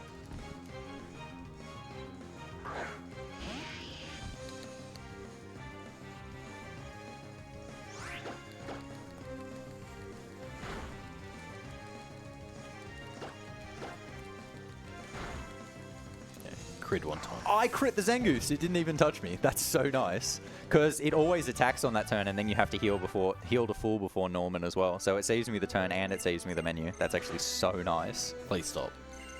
4 times, okay. Just don't be in love. Thank you. Okay.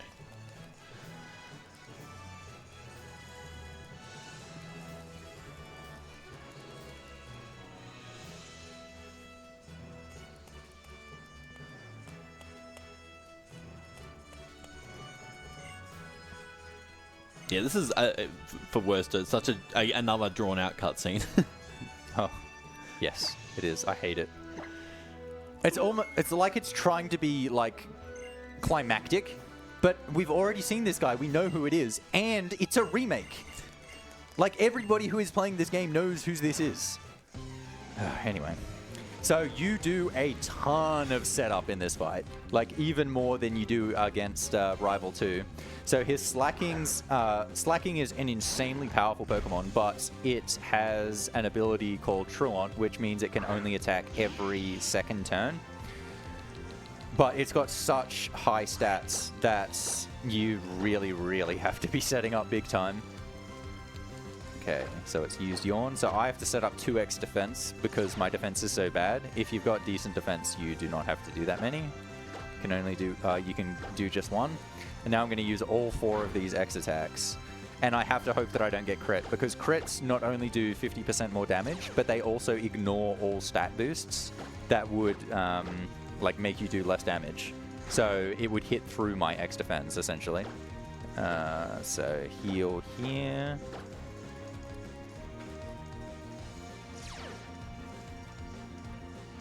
Then back to the X attacks. Then X speed. Okay, now I'm going to heal the sleep, and he's going to hit me. Now I'll attack, because I'm going to be 2-hitting, and so I want to attack while he's on a Truant turn. So that I can kill him before he can use Yawn again and put me back to sleep.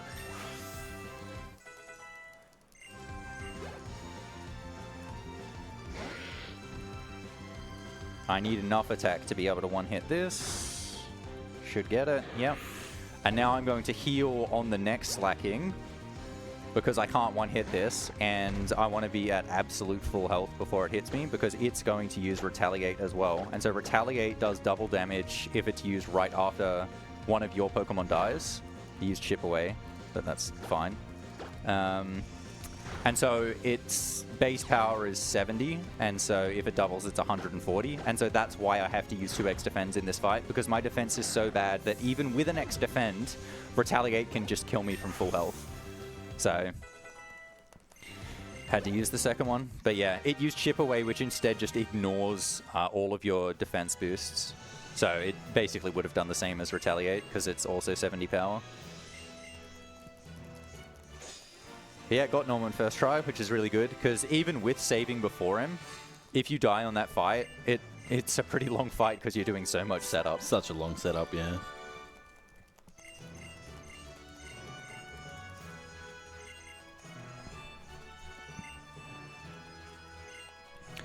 Yeah, the chance of critting is 1 in 16.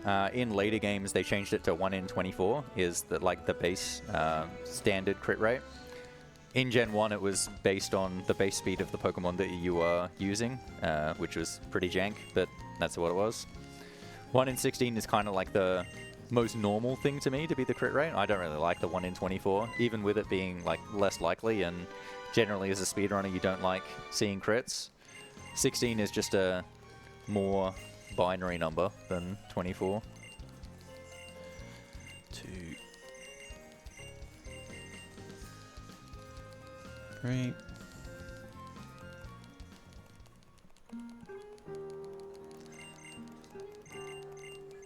Encore, that's good. Okay.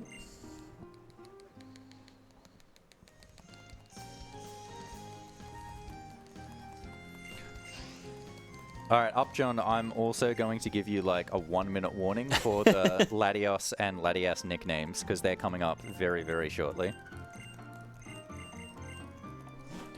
As in, that is the 1-minute warning, or are you going to be Yes. giving me another 1 minute? You will be giving me a 1 minute. Okay. Great.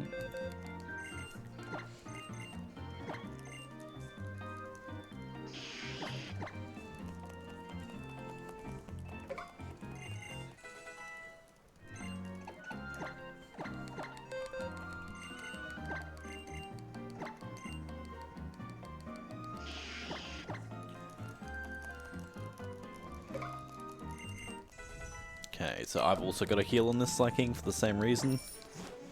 Okay. Oh. Wait, you swagger? Okay. Oh, wow.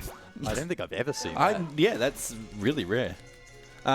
This might one hit it then, because I'm No, not even at 6. Okay. I think it'll hit it into heal range.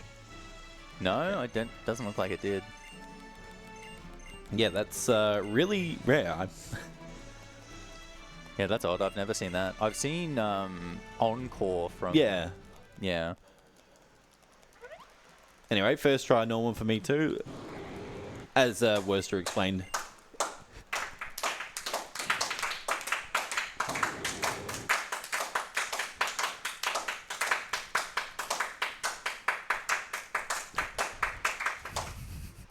Yes, well done, JT.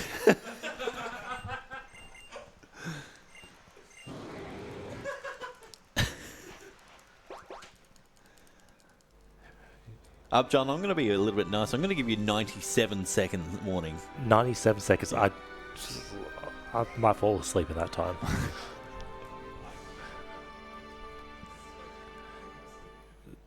So far, they've made it quite easy on you. Okay. Latias is going to be Latios, and Latios is going to be Latias. Which is definitely going to make the commentary very easy. Absolutely. Oh, no.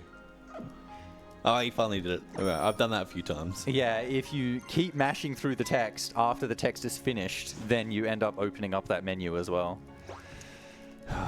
Yeah. Not great. Not great game design. But yeah, so this is the last fight that you do with Marshtomp, because after this fight you get the free laddie. The laddie also... It's actually a free Mega laddie. It comes with the stone to Mega Evolve. We just don't use it because it's very slow watching the Mega Evolution cutscene. It also makes them so much uglier. Their Mega forms are Pretty gross. true. And they also look exactly the same, which is so bad.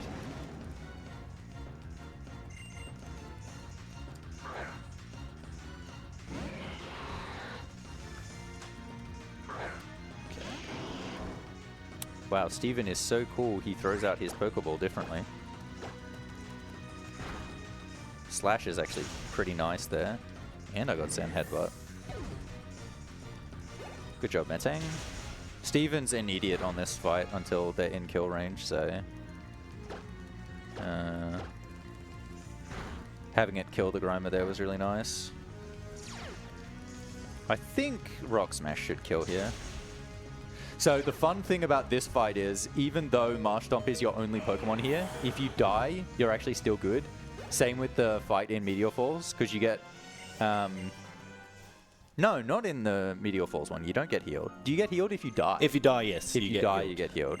In this one, you just get healed anyway.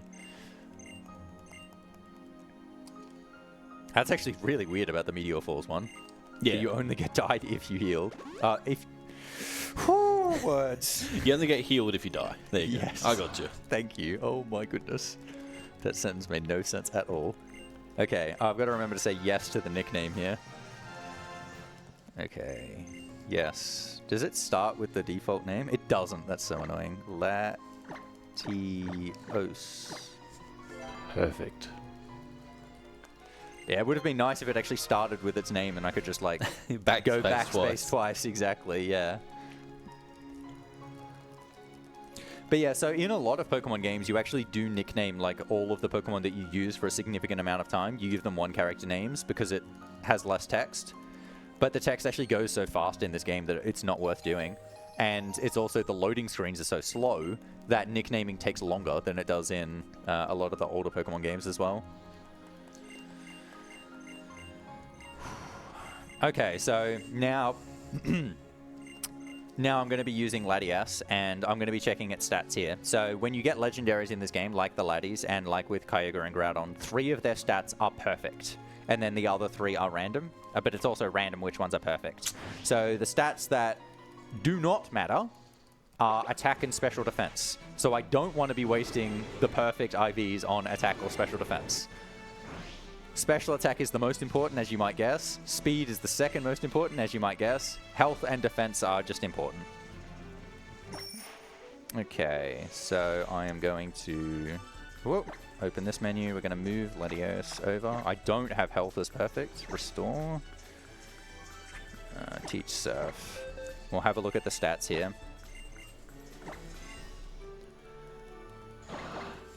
Wow. Perfect plus speed. Ooh. That's absolutely amazing. And special attack was not perfect, but it was almost perfect. So it didn't get one of the 31s, but it was still actually really good. That's the best Latias I've ever gotten.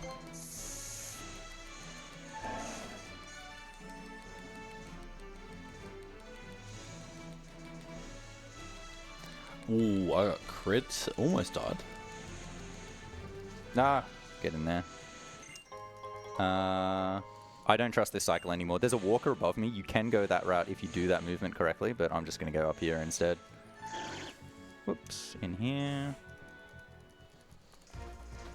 Yeah, so Latios has better special attack, so it does more damage, so it's better.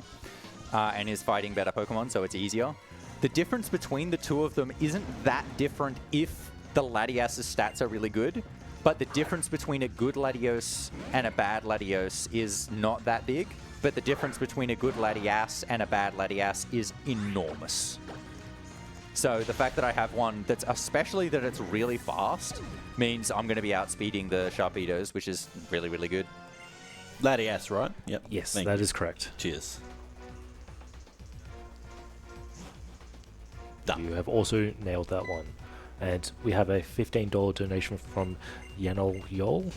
Go JT, you the best. Oh, thank you. Yeah, thanks. So I'm also going to ask for the cast form nickname, because that's coming up right after the next fight. No problem. At the moment, Beanie is leading that, so that's going to be NY. BEENY. What's second place? Second place at the moment is Latias. Ooh. So Latias, but with 2 eyes. Okay. That's on $25, and Beanie is on $55. Are we doing double beanie? You can do whatever you want, mate. All right. Ooh. Okay. Should I heal here? I'm just going to do it.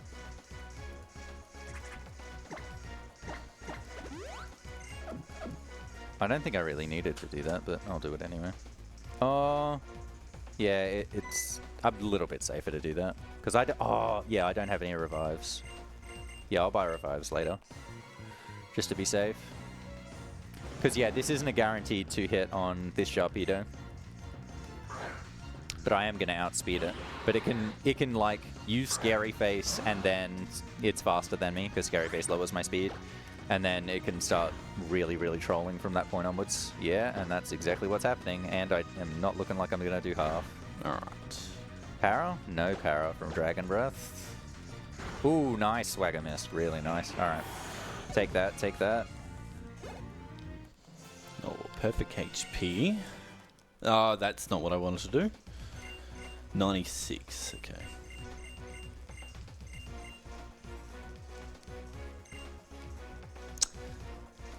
Yeah, that's why I don't like using the touchscreen for the menus.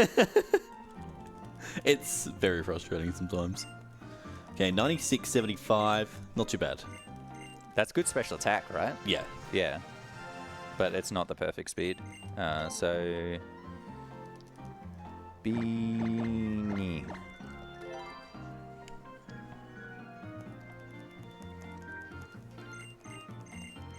Oh, I forgot to equip the Persianberry. That's fine. I can do that after the... And you all forgot something.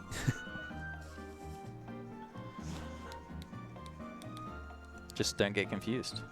Easy. Pretty simple.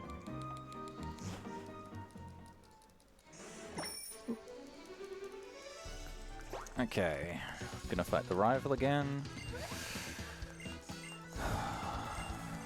Okay, I'll try and check a few of my other stats at the 30s, because defense especially does matter to check. I don't really care about attack or special defense. I don't use any physical moves, and I think you get hit by like one special attack, and it's not really that important.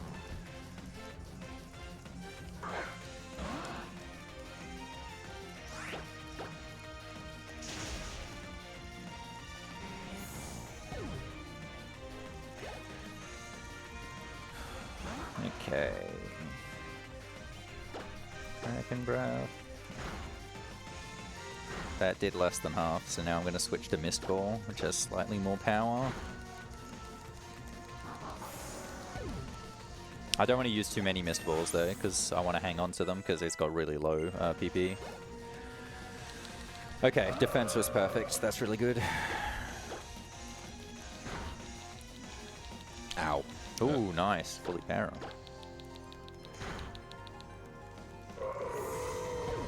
Yeah, so the one thing Latios doesn't have going for it is it's got less defense, so you take more damage from especially the Mighty Enas.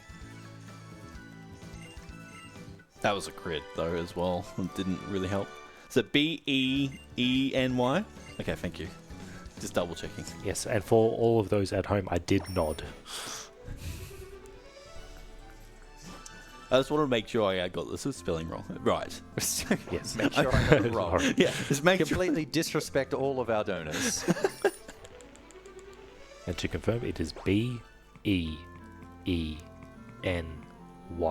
Thank you.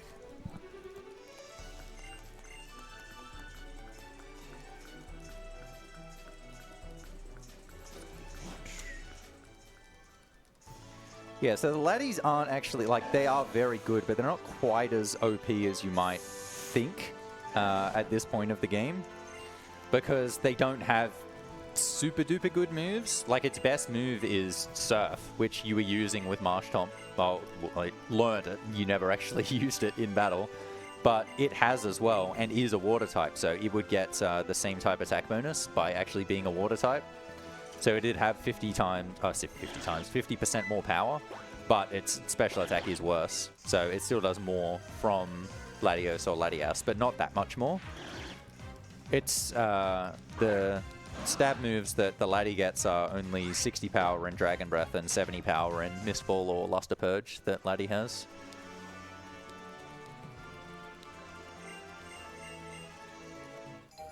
So Surf still does more because you have the Mystic Water, which gives it a 20% boost, so Surf's power ends up being 108, and Mistball / Luster Purge is 105. So you're still just spamming Surf, and there are a lot of Mighty Enas that you have to fight, and it's just not a good matchup for it, because it's a Dark type, it's super effective. And they, like, all live. You can't one-hit any of them.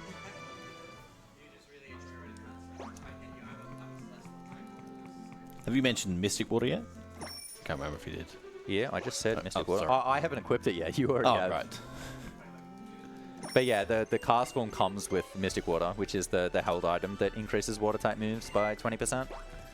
And so you give that to the laddie. But I'm going to do it after I pick up the Grass Knot TM.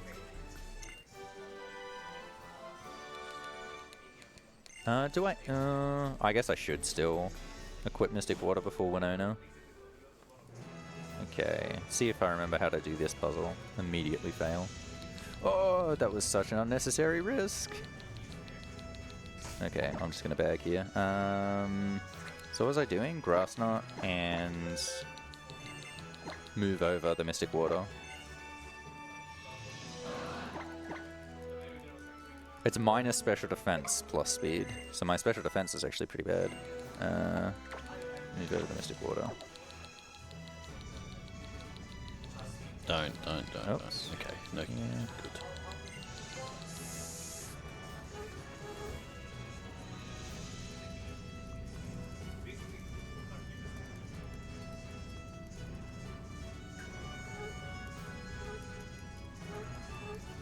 So we have $25 from Anonymous that says Groudon name. We are S tier. With a few capitals in there, a few lower cases just to make it a bit of fun. Great, awesome. So very good, well done. Yeah. So there You're meant to be doing it for him. He's the one ahead. So, but that does mean that there is a tie at the moment for Groudon. Ooh. So it's between We Are S tier and Latias.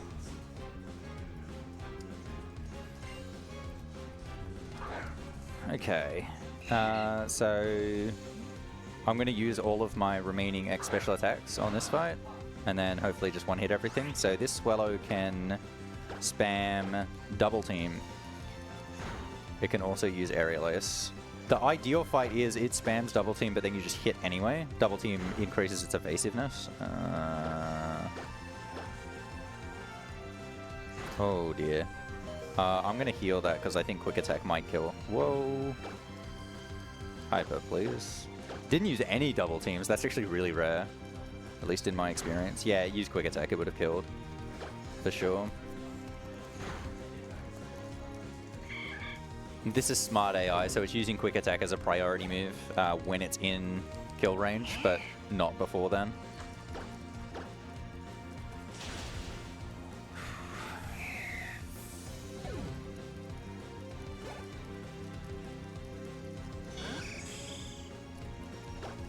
I probably should have saved before this fight because you still don't have Fly.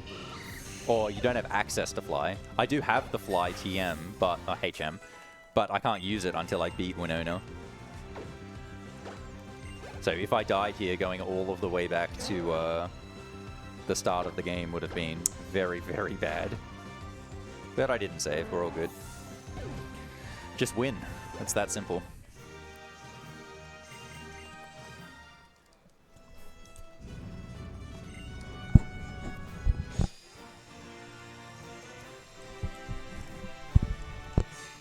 How you going, JT? Going alright. You? Only... I don't... better than you. Yeah, struggling a little bit behind. We'll be right. Wait. Waiting, yes.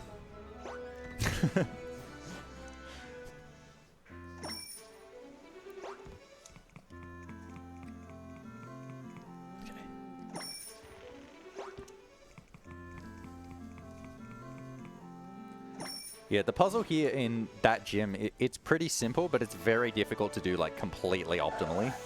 Like, not wasting any time whatsoever. Oh, okay. That was a good time for the rappel to come up. What? How was I stuck there? I D-pad through the rest of this movement in this area here, because you kind of want to go at, like, exactly 45 from here. And I've done that with the circle pad and gone too far down and hit the trainer, and I've also gone too far right and hit the trainer. So I just decided, okay, I'm just always going to use the D-pad for it, just so I'm going at exactly 45 to always dodge them. Okay, going to talk to this nurse. The rappel wore off, okay. Get the free heal here. It's so easy to talk to the skitty instead of actually talking to the nurse. It's happened so many times.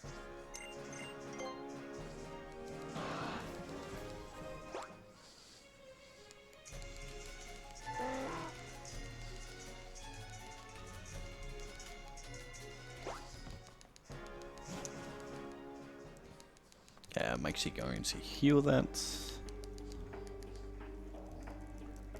Oh, what? Then we should be good from here.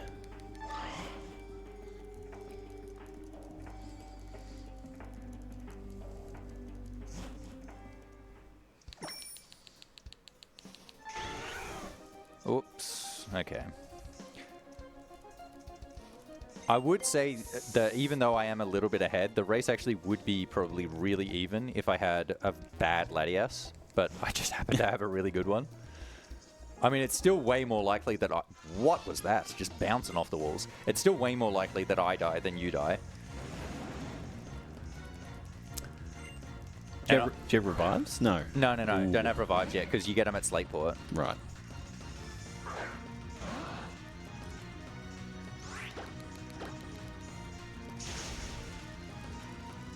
Oh, that's a nice crit. That probably wouldn't have killed without the crit. So I don't have to heal. Is there anything else I have to do here? Because I've taught Grass Knot. I've moved over the Mystic Water. I don't think there's anything else I have to do. I think I'm just good. Good for a bit. Nice and chill. But yeah, at this point, we haven't taught Fly yet. Fly will end up going to the Laddie. Ideally, it wouldn't happen until after Mount Pyre, because you teach it over Dragon Breath, and you're using Dragon... Well, at least I am. I don't know what you're doing. But I use Dragon Breath in Mount Pyre, so I do not want to teach Fly before then, but if it happens, it happens. That did just over half, so I'm going to heal before the next fight as well, because they've also got a Mighty Enna.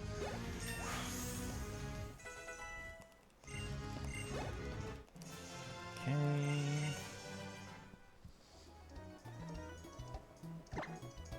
Where are my hypers? There we go. Ooh, I risked that for no reason at all. Gotta play risky, mate. You're behind. So we have a $10 donation from Tyus. Tyus? Go JT. Werster's opinion about Hoenn music is wrong. So my opinion about Hoenn music is that it's really good. Apparently that's wrong, so it's actually really bad. Thank you for that donation, for confirming that for everybody. Yeah, there's only like one song from the original games that I like, which is Abandoned Ship, and then they ruined it in the remake. They used it so many times as well in the remake, but it's much worse. I think that's because they knew it was good, but they ruined it. Yeah. I don't know what the right play is here. Do I just go in, being poisoned, so that I can't get frozen? Well, it's what I've done. I think what I might do is lead Dragon Breath and then Grass Knot. Because I'm faster than the Sharpedo because I have really good speed. I'm not going to one-hit it with Grass Knot, so I'll use Dragon Breath, try and get the paralysis in case it goes Scary Face. There's a lot of Pokemon that you're fighting that use Scary Face to drop your speed, and like some of the Mighty Ennas you use Dragon Breath on to try and paralyze them in case they use Scary Face, so then you're still faster, because when you paralyze a Pokemon, you then drop their speed. But then half of them have Quick Feet, which then increases its speed if it gets statused. So you don't want to do that to them. Yeah, I got Scary Face, but I didn't get the power. Alright, don't flinch me. Don't flinch me. Don't flinch me. Thank you. Very, very good. Alright. Yeah, that was the right play. I would have gotten frozen if I didn't do that. That was really smart. I don't actually think I need the rare candy either, because I'm going to outspeed without it. Yeah, I'm going to skip the candy. Let's do it. Let's just go as hard as possible.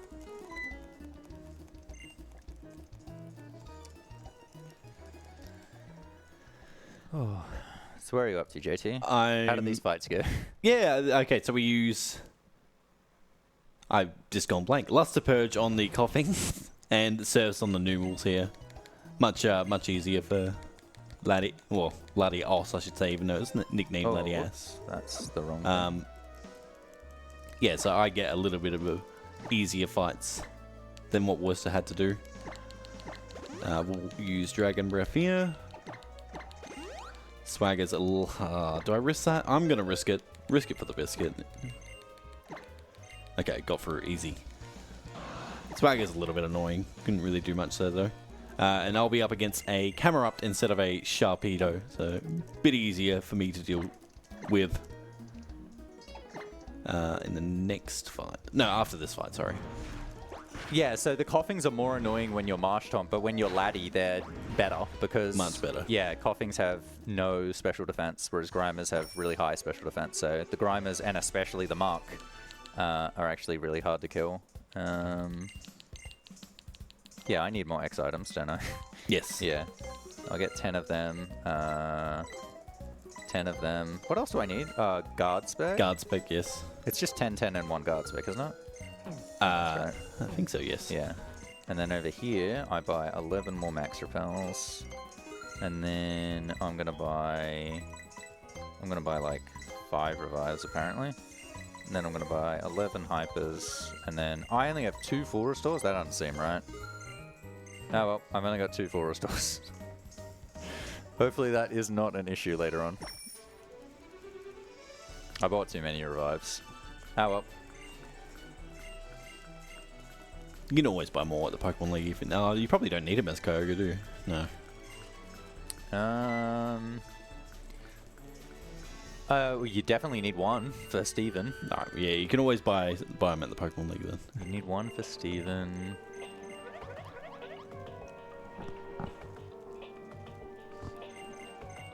I'll think about it. You got time. You got time. Right, as I mentioned, I'm up against the camera up here. Much easier. 1 click surf, it goes down. 4 times weak to surf. See you later. And it just happens no matter what your stats are. Whereas, yeah, the Sharpedos are just so bad if you have a bad Latias.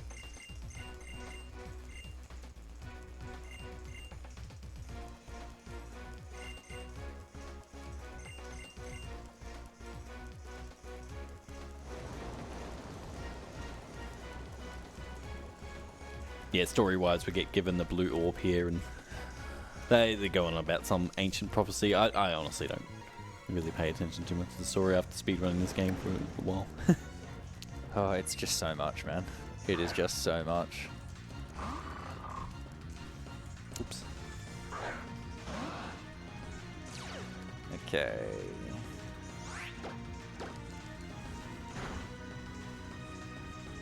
Fairy face.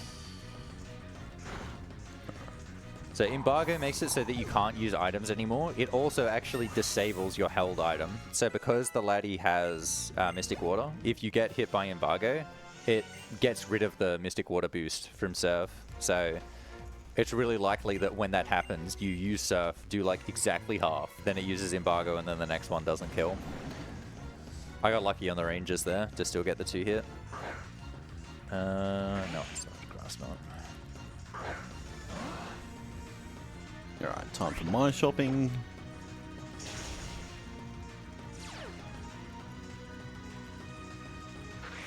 I'm going to buy 7. 3, which is good. 1 guard spec. 7 of these.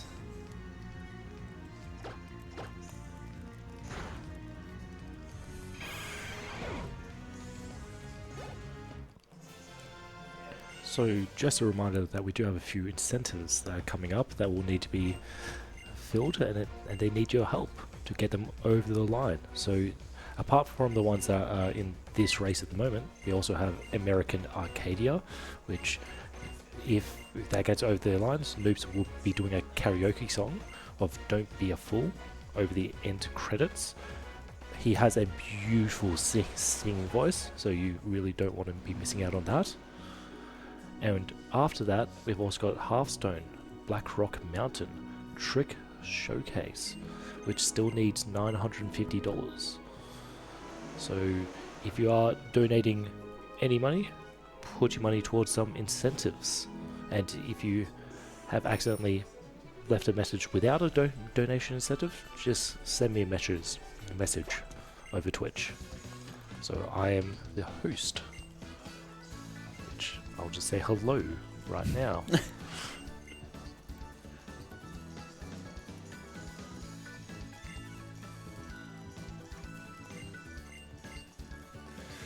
Okay, so I'm at Rival 4. This fight can actually be really, really trolly as well. I'm actually going to outspeed Swellow, which is really nice. I probably should have healed before the fight. But the Sceptile is going to take 2 hits, and it has Detect, and I want one of the hits to be Fly. Oh, Swellow picked Agility. I'm just going to go. I'm just going to take the risk. No, I missed from double team. That's actually really unlucky. Okay, I'll heal now. Oh, no, no, no. Don't waste the full restore. Let's just use a hyper.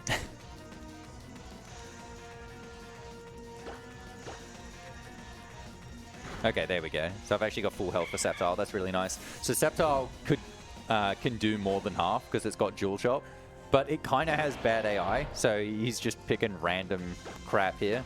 So ideally, I want to see detect turn 1 as I go up, just like that, and then hit the ground, and then no, I did not want to see dual chop. See, that did exactly half. Hopefully missed ball kills here. And he went detect. Okay, okay, got the kill. Oh, I'll take that. It's really easy to die in that fight. And if you die, even though I've got revives and I can actually use them now, it can still be really bad because he could do over half and you don't have the X special set up, so that's just not a great situation.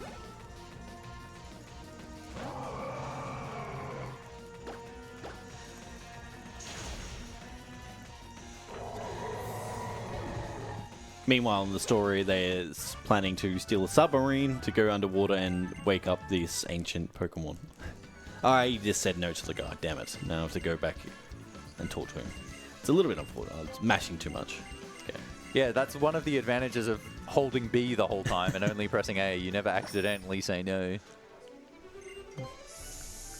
The thing that I do it to a lot is the repels.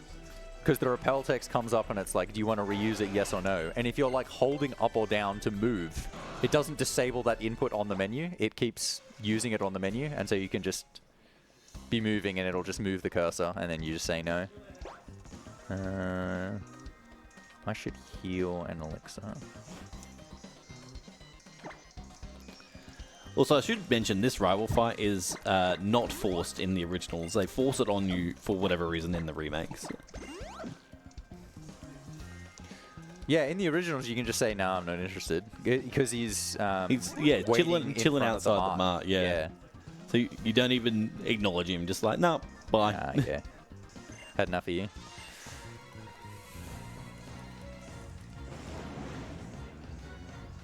Okay, so I can skip one of the X speeds, which is good, and one of the X specials, which is good. That's not what I wanted to use, that's the one.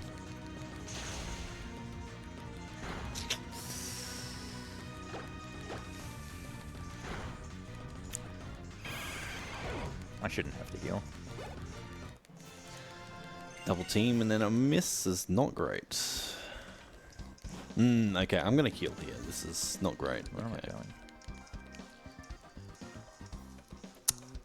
Oh my goodness, where am I going? That's not what the layout of that room was in my mind at all before I got there. I thought it was more like this room. That's very unfortunate for me that I missed, I think it was 3 serves in a row. Oh, that's dangerous on Sceptile. We got Slam. I think I was meant to X speed too. Okay, I'm gonna heal.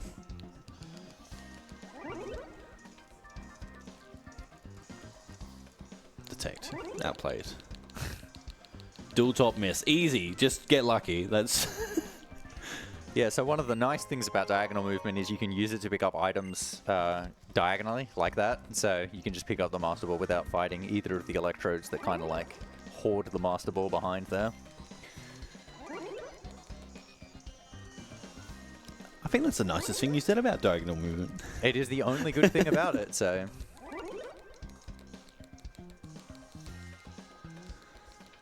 Nice crit the Wailord, that's good. That Wailord can survive. At +0? Yes. Yeah, at +1 it always dies. Did you not X special? I think I did? Yeah. Yeah, I did. Yeah, I yeah. just forgot to X speed, which is fine. Yeah. We got through it, easy. Alright. Excuse me. Scary face embargo combo, still got the kill, very nice. Alright, that's really good. I shouldn't have to heal before Sharpedo. I don't think it can kill me. Reflect type.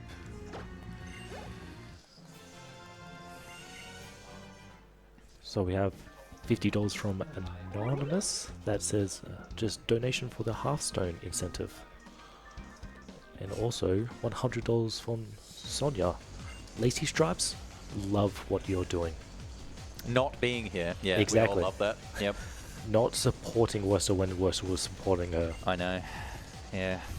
No, I'm used to it. Don't worry. Alright, so this was a mechanic that was like only in Gen 6, or maybe it was in 7 as well, the Horde mechanic where you fight 5 Pokemon at once. So...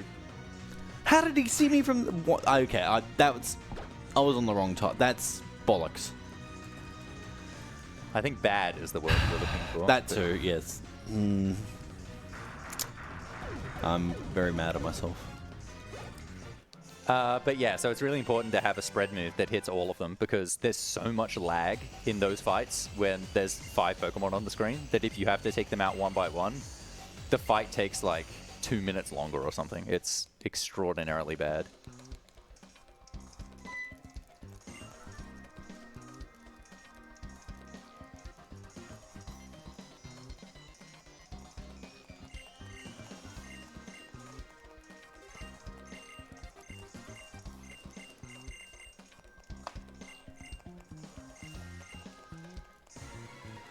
Okay, so this Sharpedo, even if you have 31 IV, you have to get an extra rare candy to outspeed it, but I have 31 and plus nature IV, so I actually am going to outspeed it even without the candy, but I may not one-hit it. We'll just see how we go. Yeah, didn't one-hit it. It shouldn't be able to do 78 though. Just don't flinch or freeze. Beautiful. Very nice Sharpedo.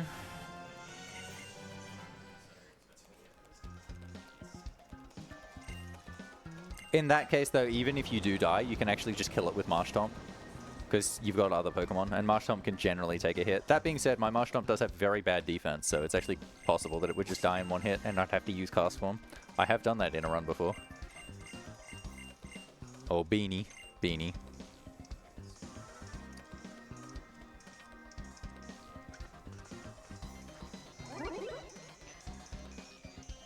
But it is ideal that Marshtomp actually stays at full health because coming up after this is the Tate and Liza gym, which is a double battle, and it's just more ideal that Marshtomp's still got full health before that fight.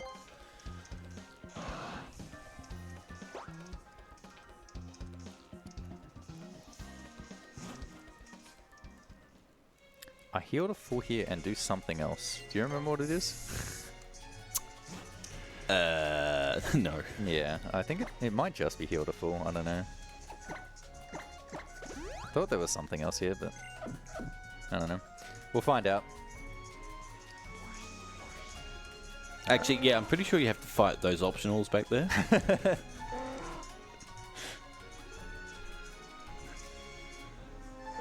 Oh, what? Get off the water! How did she not get off the water? Get away, get away, get away.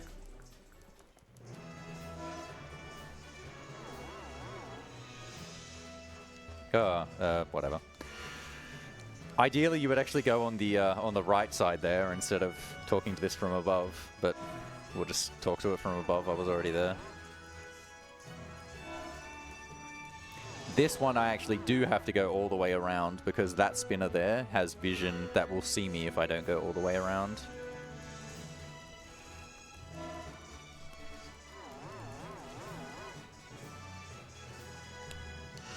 Alright, I'm up to the Horde battle myself.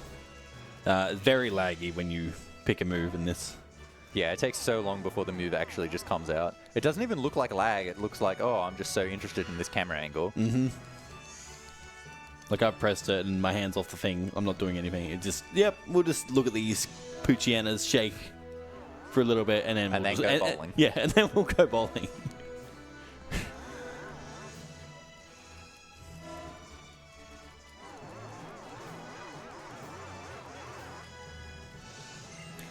Alright, so now I'm up to Tate and Liza. So as I mentioned, this is a double battle, but they actually gave you functionality in double battles to use items on Pokemon other than the one that you're controlling at the time. So I'm going to use Surf with Latias or Latios, depending on whether you care about the name or the nickname. And I'm going to then use an X special attack with my partner Pokemon on Latios/Latias, just to increase it before it even attacks. So they have Solrock and Lunatone. It's their only pokes. Ideally, you want the Solrock to be using Solar Beam on Marshtomp, and then the Lunatone Psychics. If that happens, I can just Surf again and win. Bad things that can happen are the Lunatone can put you to sleep with Hypnosis. The Solrock can use Sunny Day, so Surf only does half as much damage, and the Lunatone can pick Calm Mind and increase its special attack and defense. Yep. Okay, so that's why I want Marshtomp to not be at bad health, so that it can live that. And yeah, I got the perfect moves there. Unfortunately, they killed Marshtomp, so we're going to have to send out Beanie, but I can just use Surf here. I don't have to use another X special attack. Does Cast Form live? Cast Form, I crit my Cast Form, so it died. That's unfortunate. I actually don't have any other Pokemon alive here, so I actually might use a Revive to bring one back. Just in case I die in the next section of the game, so I can revive Latias as well.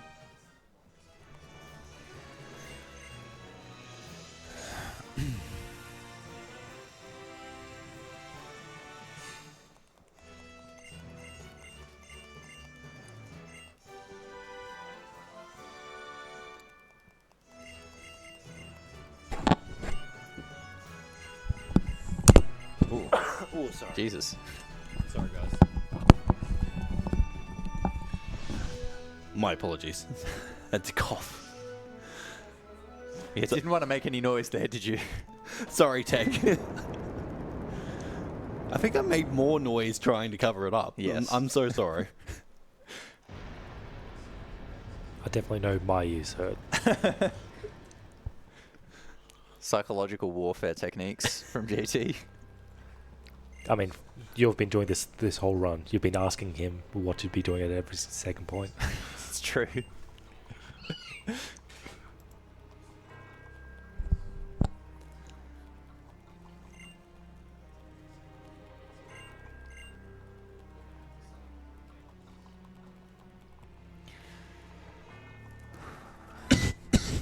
Sorry. There we go.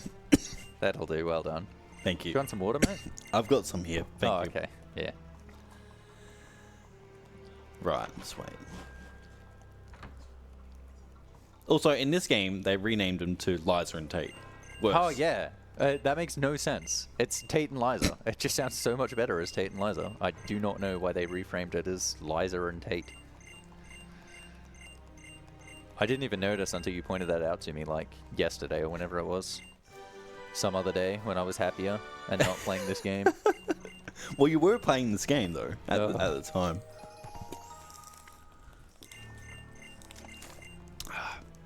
That's better. Sorry about that. Also, I'm convinced that Tate and Liza are trying to do the fusion dance from Dragon Ball Z. You can't change my mind on that. Ooh. Their own little variation of it.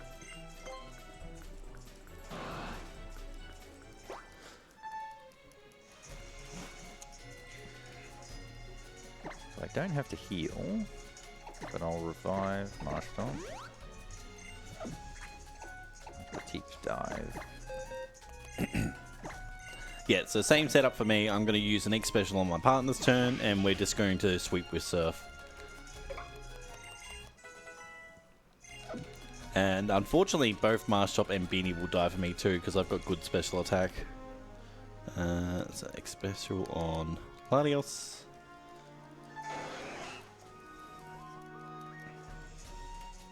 Okay, I got a crit on Lunatone and Hello? Dive.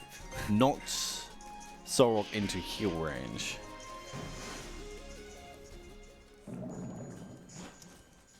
Did kill. Alright, so unfortunately Beanie's gonna die for me too.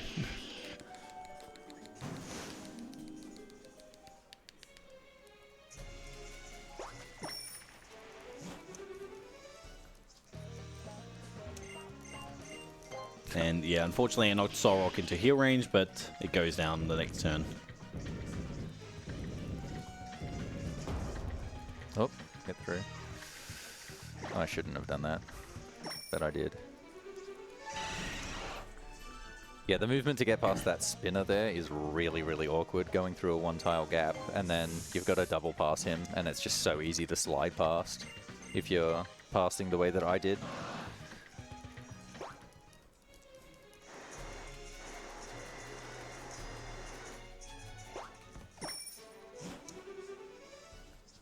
All right.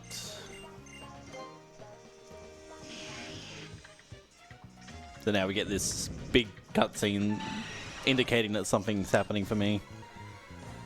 But nothing is really happening. Nothing is really happening. It looks important, but it's really not.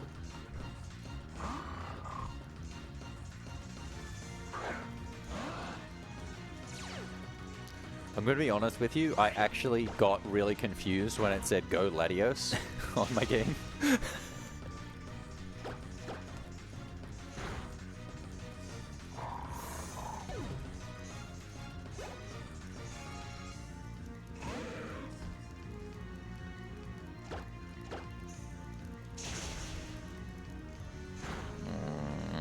That's dicey to 2-hit.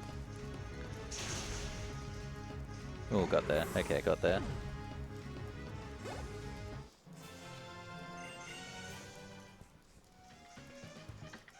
Whoops.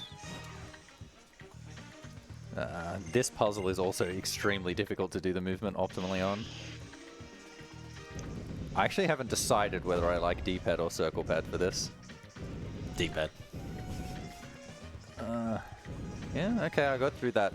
The one-tile hole near the end is the part that I really don't like. How can I not get in the door with the D-pad? Oh my goodness. By being bad is the answer. I should save before this fight, actually. Yes. Not, like, the fight is generally very, very safe, but he can pick Embargo, which prevents you from using items, and it's an awful fight to die on.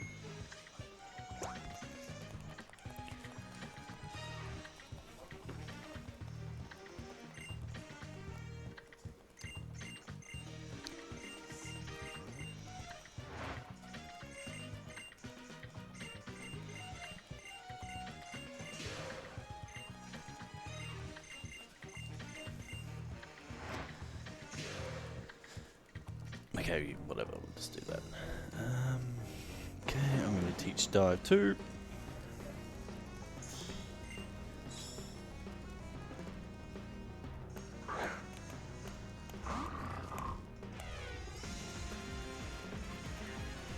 Yeah, this theme's bopping. The boss theme.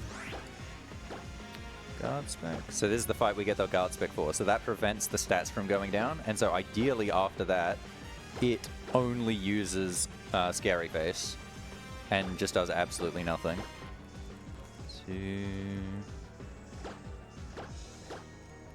Why did I use a third? I should have... No, whatever. And we'll go X speed. And now I'll just kill. Yep. I could have just gone off +2.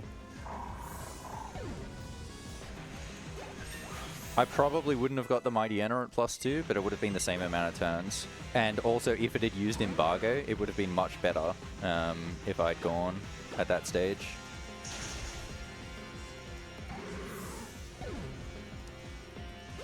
Because without the X speed, if it had used it on that turn, I wouldn't have gotten the Crobat, and the Crobat could have killed me.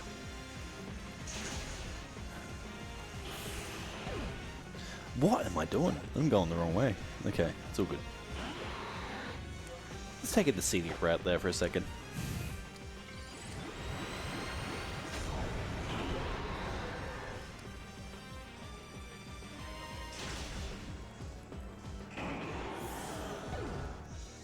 Yeah, I got all Scary Faces, so that's basically perfect.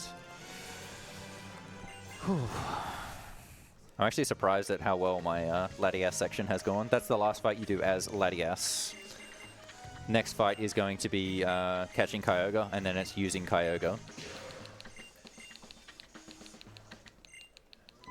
So, as I said, the next fight is going to be catching Kyogre. So you have a 10-minute warning before I can nickname Kyogre. I don't think it's quite 10 minutes. It's 10 minutes before the next fight. But I think you nickname Kyogre like 5 minutes in. This is a lot of cutscene. So at the moment, Kyogre is in the lead with $40. Tinby is next with $30. Then we have Latiz with 25. Question mark with 15. Latias with 10. And Zigzagoon. I just have to always say it with an accent. Zigzagoon. Hey. And on the other side, for Groudon, we are S tier, $25. And also Latias with $25. And bringing up the rear is Kaiju with 10. So if you want to influence the name of the two legendary Pokemon, donate away. And if you don't care about the nicknames, donate away anyway. Yeah, we have a tie for mine, so let's break the tie at least. Yeah, so what are we going to be doing with a tie? Taking half and half? Half and half. That's a good idea. No, both, mate. Put both in. All right. I think that's over 12 characters, mate. Nah, you'll find a way. Just make it as long as possible. Surely just take the shorter one at this point, given you're behind. I think so, yes.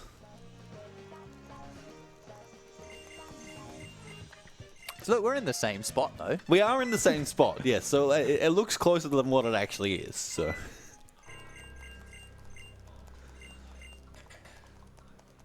Yeah, that's just how much dialogue there is in between like this and like the next actual fight. It's just, I think, yeah, you said about 10 minutes, and that's probably being nice, actually. But yeah, now you get to hear the boss theme on my... So, doing the same thing. Guard specking, X speed, and then X special twice. Guard spec. Scary face is good. X speed. And then X special twice.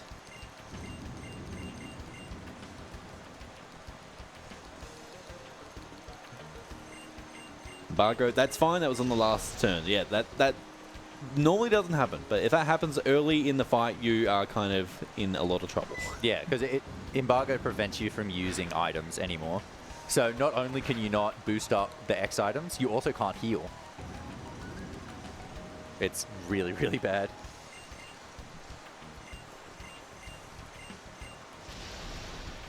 Speaking about really, really bad, it'd be really bad if people don't donate.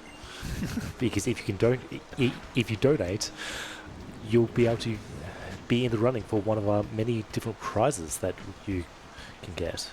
So to be eligible for the prizes, you have to donate at least $10, which will automatically put you into the running to one of our Steam game bundles, which there are 5 different bundles available to win. That was definitely not a forced segue, was it? No, it was all good, mate. Yeah, thanks. Yep. And the more you donate, the more prizes you can win and the more entries you get as well. So, yeah, bulk it up. Get in there. Yeah.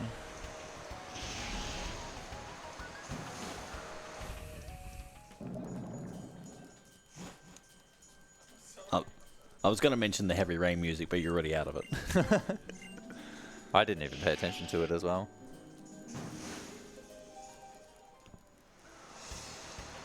Yeah, like this heavy rain music is so much better than the drought theme.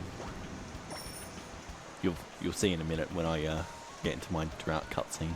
Gonna change the music over to your one when you actually get there. Oh yeah, right. You don't have to do that, but Yeah, I hear that the tech will do that. oh, okay.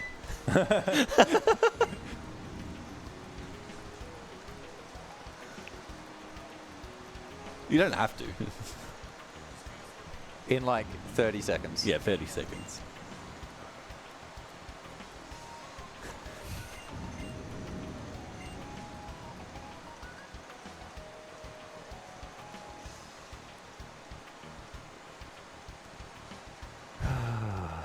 Yes, it is a long, drawn-out segment. You're almost there, mate. Almost there. About less than an hour to go.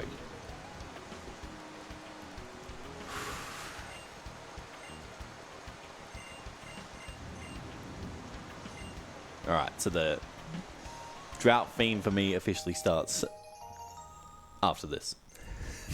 I'm not going to say 30 seconds because it could be long. It's already switched. Okay. Yeah, all good.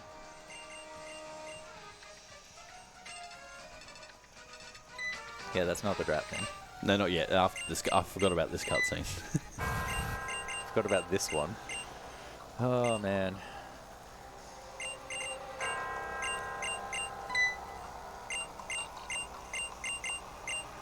Did they really have the guy come in Omega Ruby? Wow.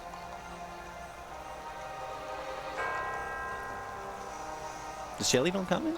Alpha Sapphire? No, Shelly comes in Alpha Sapphire, so I would expect it to be Courtney and Omega Ruby. No, now it's a drought theme. Cover your ears.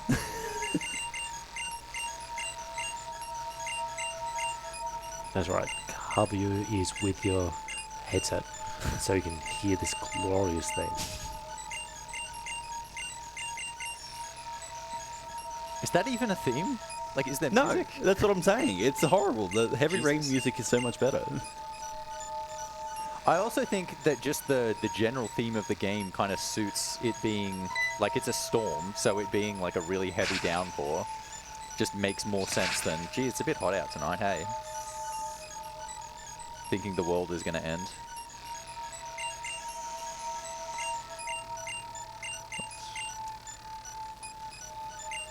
Yeah, so Team Magma are trying to expand land, while Team Aqua are trying to expand the water.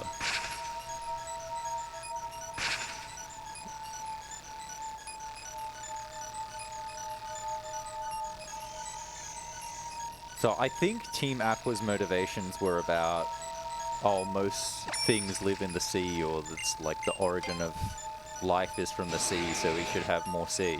What was Team Magma's? Was it just to try and bring the property prices down in Australia? I guess so. Yeah, let's go with that. Be able to build more fucking... Oh, Jesus. Real estate. Yeah, that's 20 for me. How did I get away with not swearing while complaining about the game? But the property prices of the real estate market in Australia gets me straight away. Oh, dear.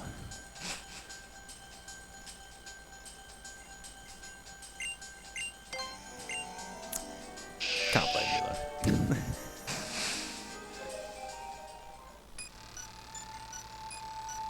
Right, I'm now on the way to Cave of Origin 2, so... And I'm just in the Cave of Origin. What am I We're doing? just one dungeon behind. That's it.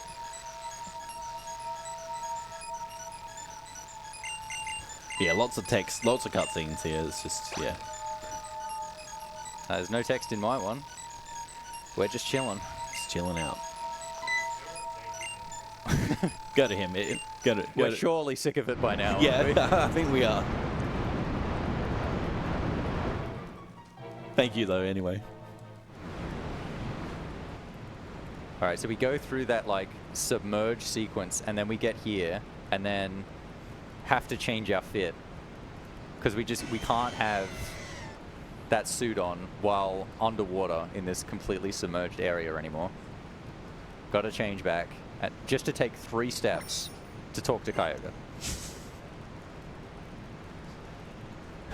Bizarre. Just to have another cutscene.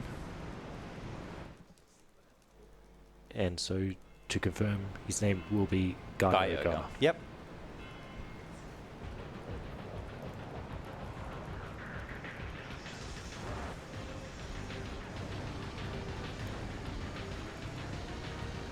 And which one of the shorter two is winning? Is it still a tie? On Groudon. Yes. Latias is the shorter one. Okay. That is correct. With 2 I's, right? No, that's IUS. IUS. Thank you. And it seems like Werster is now the host. I'm not the host. I've got the incentives up. That's what my laptop's here for. It's just in case we got something that, like, I didn't know how to spell Kyogre, so it's just helpful.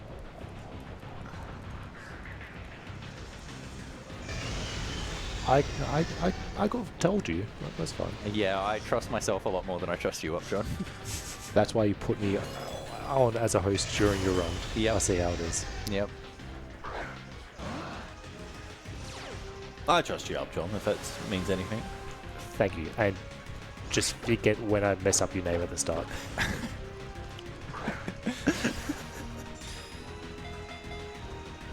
Alright, so it turns into Primal Kyogre there, and then you catch it, but it's actually still just normal Kyogre.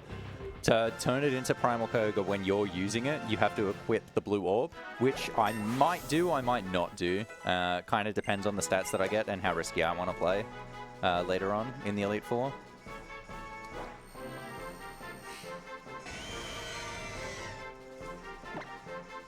Yes, give it a nickname. Guy Ogre. Go.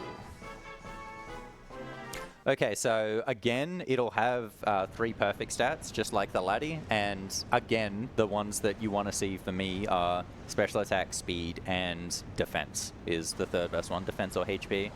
Special defense doesn't matter that much. You get hit by more physical attacks. And attack doesn't matter at all. It's basically the same kind of deal as the laddie. It'll be very different for JT because he uses physical moves. Yes. On Groudon.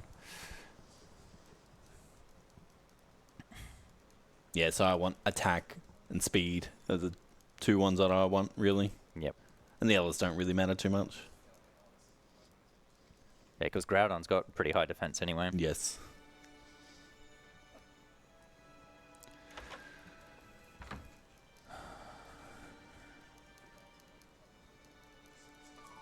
The rain stopped. Rain delay's over. Pitch inspection done. Covers are off. Get back out there. Yep. You reckon Wally would be good at cricket? I'm going to say no. Yeah, I reckon he'd be too scared of the ball. That's my take.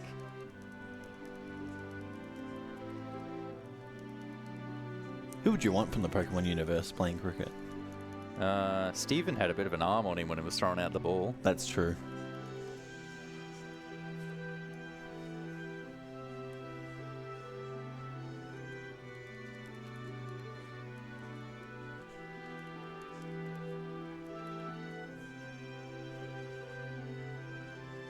Oh yeah, so that character there is actually like an important character in the post-game, but we're not going to do the post-game, so they don't even get named in the actual run. Never find out who it is. Mm-hmm. Yeah, they show her, what, 2 or 3 times and don't actually give her a name. Yeah.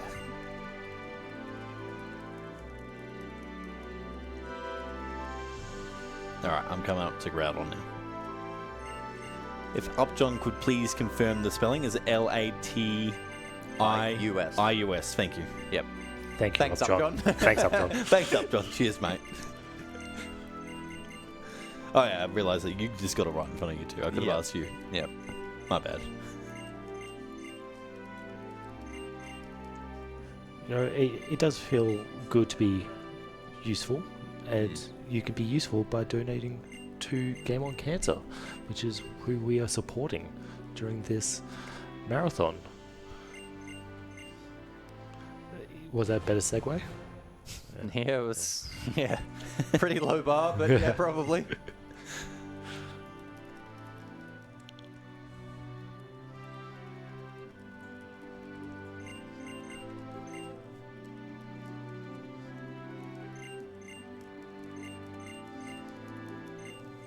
Alright. Finally get to catch this thing.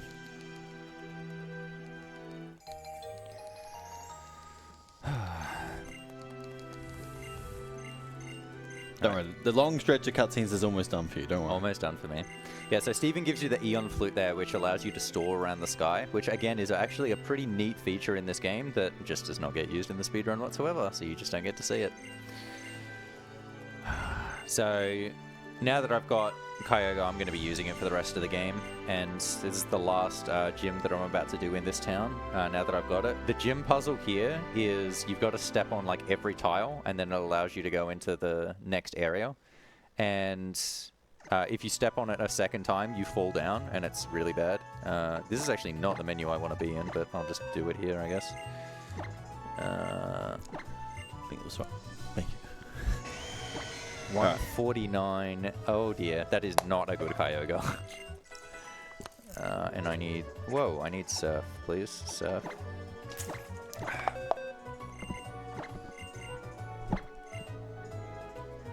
Yeah, also, I don't think Werster mentioned, but this is like a 90-second cutscene where you're just doing nothing and you can kind of relax. It's like, yeah, one spot in the run to like get water or have a break. Yeah, I wanted to do this through the Pokemon menu.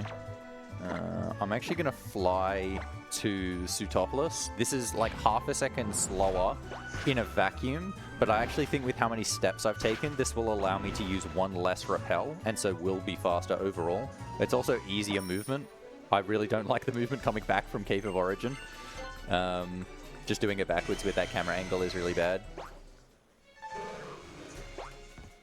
Okay, so into the gym.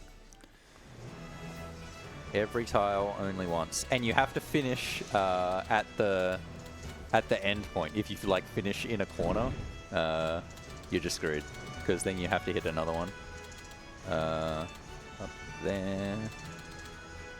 Yep.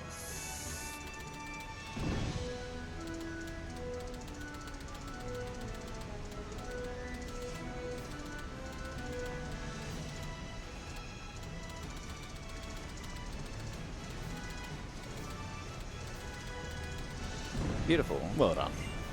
Easy. Easy every time, except in my PB. Is that going to annoy you into it? No. No, okay. I don't care. I probably won't even upload my PB, so my PB on the leaderboards right now is actually still with Mackit, an in-game traded Makuhita that you can get like in Rossborough City instead of doing the actual route. The true champ. The true champ. It's true. Nobody else has done a run of that, have they? I don't think so. No.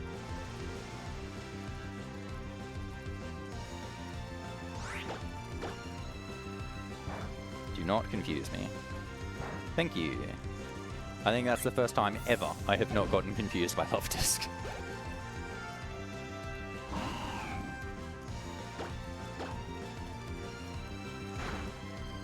Oh, I want you to use Mud Sport, please. No, that's not good.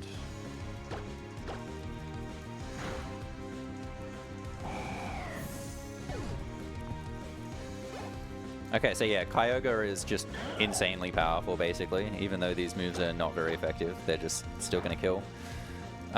You can just teach it Surf and Calm Mind, which you just get throughout the game, and then it's just got a super cracked moveset with Calm Mind, which is boosting its special attack, and then Surf and Ice Beam are like really good coverage, and then Origin Pulse is 110 power, 85 accuracy, so it's a slightly more powerful version of Surf that can miss sometimes, that I'll use when Surf won't kill, like just there on that Sea King.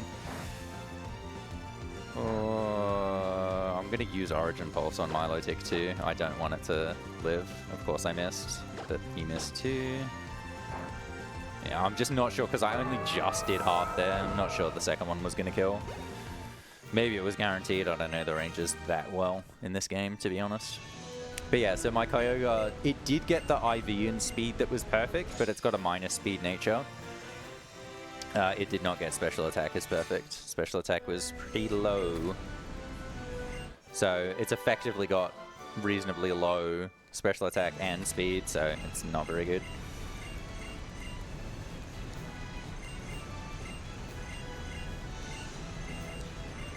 Okay. 156, not 86. Okay.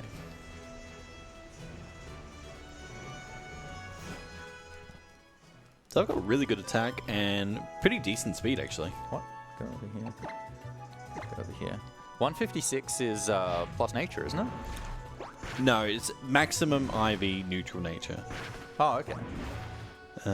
Oh, that's after the rare candy. Yeah, so right, I used the rare candy. Yep. Because for me, I'm thinking 153 is perfect. I have to teach something. Waterfall. I have to teach Waterfall. No. Waterfall. Fly. Yeah, I'm also going to fly to Zetopolis. As Werster mentions, like slightly slower, but Easier. much easier. What's the movement here? You just go here. No, below that rock. I know where I'm going. And then it's like 65% down. Something like that. Kind of just hold this. Okay. Whoops. Get around that guy, please. Down there. Whoa! That was really close to hitting both of those trainers, but we got there. Those little things that are sticking up out of the water, by the way, are like DexNav encounters that if you go slowly, you can just go into them and get like a guaranteed encounter for what Pokemon it is. Go in here. So now I'm going to deposit a couple of my pokes. I'm going to put Kyogre through the PC because that heals it. I'm going to keep Marshtomp in my party because I need its HMs, but Marshtomp is not alive. So Kyogre is my only Pokemon alive. That'll allow me to skip double battles.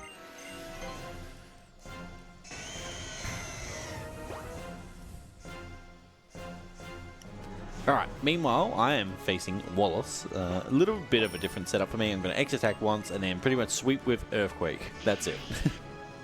Do you not have Swords Dance? I do, but because Love Disc can sometimes outspeed you, it's better to use an X-Attack because it can confuse you. Yeah, yes.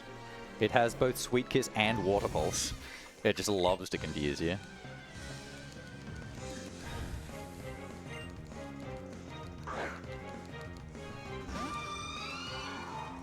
So I didn't see whether it was plus defense or plus attack that I had on this Kyogre. I'd much prefer defense.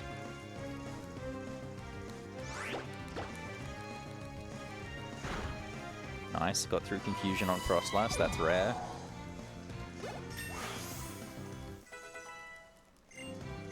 Yeah, it's defense that plus, okay. So my defense is really high, because that's plus max defense.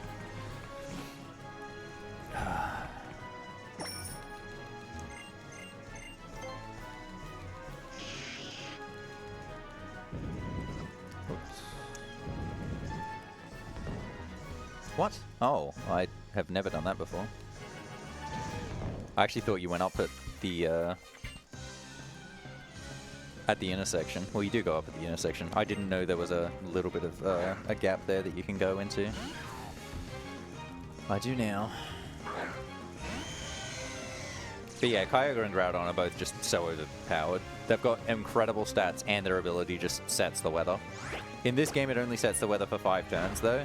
But if you use their primal forms, it sets it indefinitely, and it can't get cancelled over, which is kind of it's the really safe strat, especially for me against Glacia, is to equip the orb before her, because she likes to use Hail, which can get rid of the rain, and Hail is also a really slow animation because you take damage from it every turn, and you kind of have to watch that animation. But if you equip the orb, the heavy rain comes down and that can't be cancelled by Hail. I'm probably going to do it with the Kyogre that I have because it's got bad special attack and bad speed. It would be a really big risk to not set up on the Glalie with Hail. I mean, you're that far ahead, mate. I reckon take the risk. Just make sure you save. I'll leave it up to you. Yeah, you know, I might do it because it'll show off both strats. Because Right, I'll done. take the risk and then die, and then... Give me a chance. Yeah. Oh, I forgot to teach Waterfall. That's okay. I'll do it on the next menu. Yeah. No. Hold left. My hand is slipping off the circle pad. Also, getting down these ladders is so bad It's on the bike. It's awful. It's like one tile to get down on it. It's really annoying. What? No, my Marshtomp is alive because I revived it. Because I wanted something to revive with later on. So now I'm fighting the double battle. I should have... Oh, God. I should have revived Cast Bomb instead of reviving Marshtomp. Alright, well... I guess I'll take it out now. I had gone the whole run without hitting an optional, and then this is what it ends up being? Oh my god. That's pretty funny, actually. Okay, they both died, though. I'm actually kind of surprised the Cradilly died. I'm not surprised the Armaldo died. Bit more experience. That could be helpful for something. It probably isn't. In theory, though, that's going to save the run. Is there another double battle? Oh, no. Well, Marshtomp's dead now. So yeah, Marshtomp's dead. Yeah. There is one, I think, right at the end. Yeah, I think there is one, too.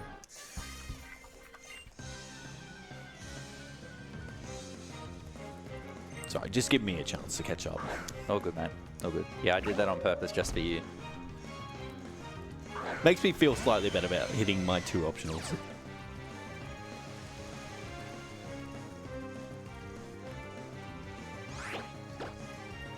But yeah, these fights for me are just click, surf, and win. Pretty simple.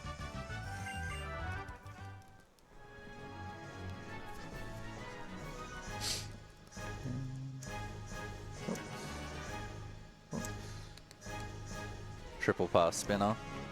If he spins in the right direction, you can do 2 passes at once there, but I did not get that lucky. Had to do 1 every time. Yeah, there is another double, but won't fight that one.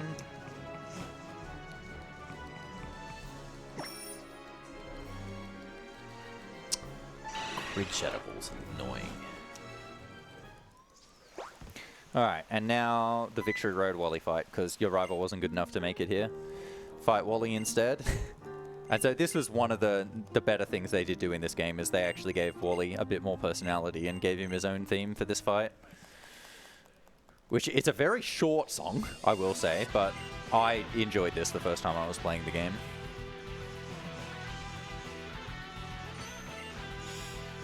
And also gave him a Mega too. His team's nothing much for Kyogre though, especially since I can just easily set up Calm Minds here.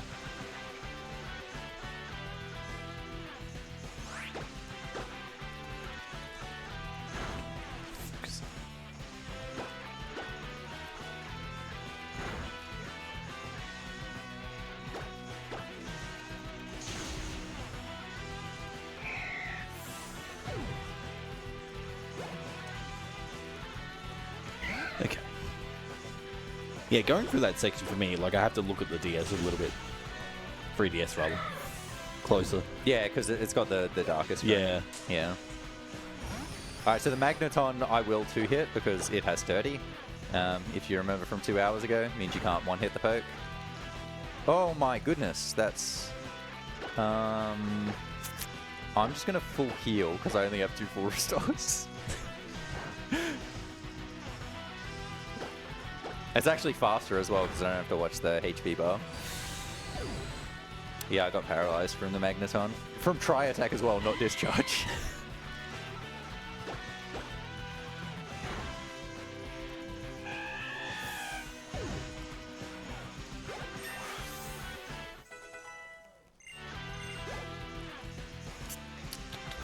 I didn't talk to him. Alright, so yeah, he's got Mega Gallade. In Gen 6, when you use Mega Evolution, though, you still have the same speed as the base Pokemon for the first turn when you use the Mega Evolution. So Mega Gallade is faster than me there, but the regular Gallade is not. So on the first turn, I go first. On subsequent turns, he would go first. So it's just an easy one-hit at +2. You can take a risk in that fight and only use 1 Calm Mind and use Origin Pulse, but if you miss, then Gallade can, well, the Mega Gallade can actually kill you because it gets 2 hits off back to back, and it does like half your damage basically. Get. I kept hitting the corner. You actually did better than I did. I was really bad on that ladder that time.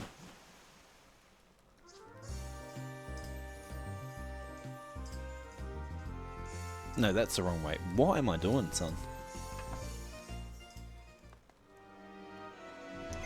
Okay, so now I'm going to use the PC to heal Kyogre again, but I'm going to leave Marshtomp in here.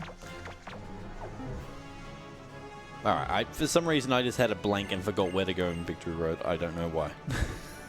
Meant to fight this guy. So the reason I'm leaving Marshtomp in there is because for the Hall of Fame sequence, it takes a little bit of time for every Pokemon. I was actually considering up until that very last moment actually just taking one with me as well, just so I would have something to revive with in case I died. But I decided not to do it. Let's just go all out.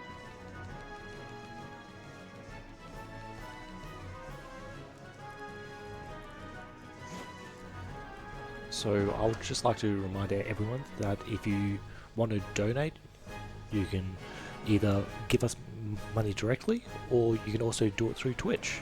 So any sort of subscription or bits will go to the donation total as well. So if you've got a Twitch Prime, now is the perfect time to use it.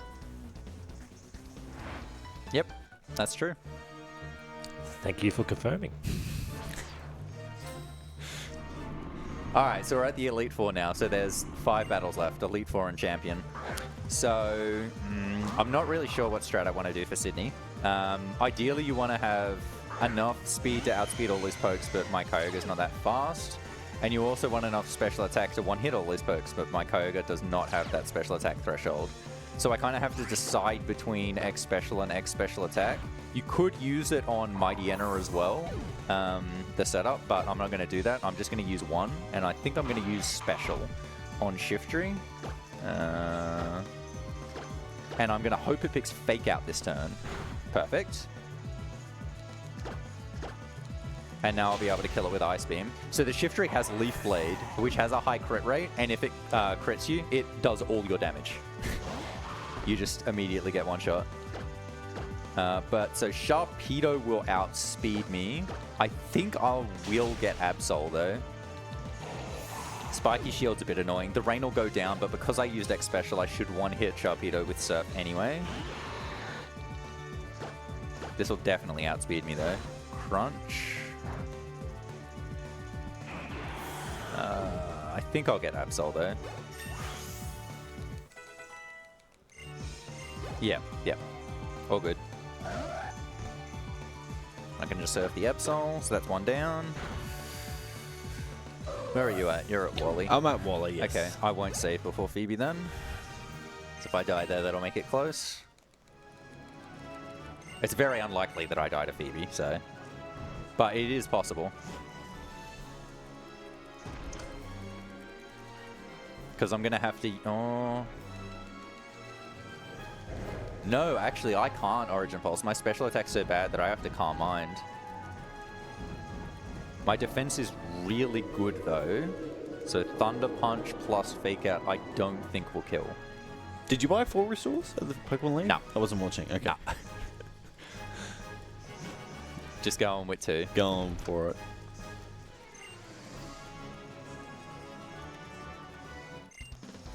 Alright, I've beaten Wally. Let's go. Well done.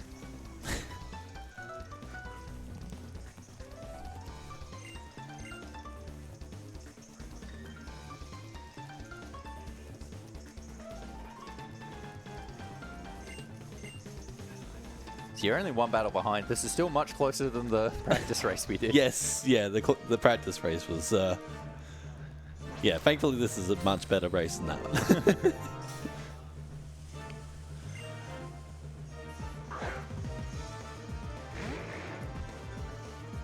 Phoebe's my favorite redesign that they did in the remake of all the characters. Like, a lot of people noticed the Team Aqua and Team Magma ones a lot more, but they gave her a lot more just flowers to her theme. I like that. Well done.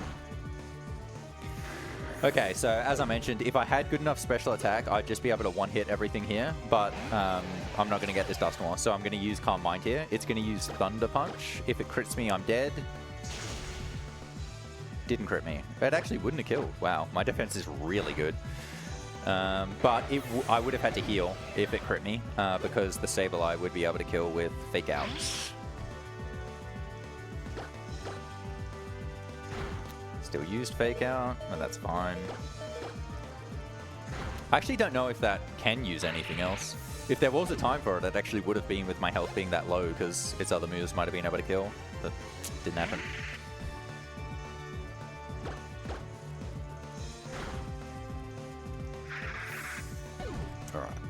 I'm going to save just so I don't have to go through that cutscene again.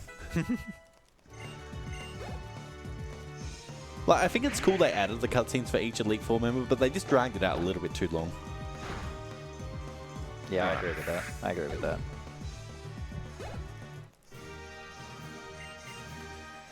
All right, Phoebe down. So now Glacier. So we decided I am going to take the risk here, but I'm going to save. So Please save. Yeah, definitely save. Go into the next room. No, let's go all the way up. So the risky strat here is I'm not going to equip the blue orb. I'm going to immediately take out her first Pokemon, and then she's going to send out Wall Rain. So I'm taking out the first Pokemon because it knows Hail, the Glalie. The Wall Rain doesn't know Hail. So if I get the setup on the Wall Rain, everything's fine and it's all good. The Wall Rain, however, knows Sheer Cold, and she will use it. Well, she can use it, but so she will. So I have to heal. It's just heal and save is all I'm going to do. Actually, no. I'm going to Leper Surf while I'm here. Save, please. And Sheer Cold is a one-hit KO move. It's got a 30% chance to hit, but it just completely kills you straight away. The other thing she can use is Surf, which does barely anything. Body Slam, which does a little bit more, but it can paralyze. And I don't know what its other move is. It's got another move, but I don't know what it is. I think it's Rest. I don't know. Could be.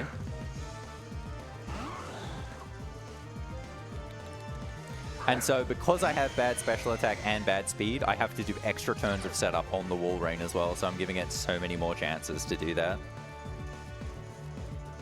So this strat is so risky that not even the World Record does it. The World Record equips the Orb and does the save strat.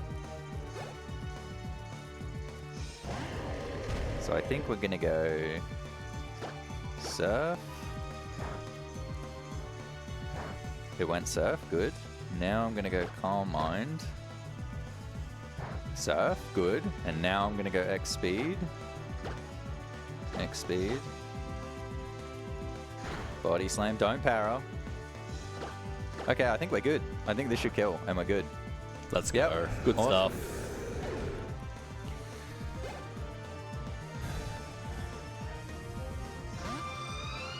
Alright, I'm about to face Phoebe myself. I'm going to equip a Personberry here to fill. Now this fight can be a little bit dangerous for me, so I'm going to save.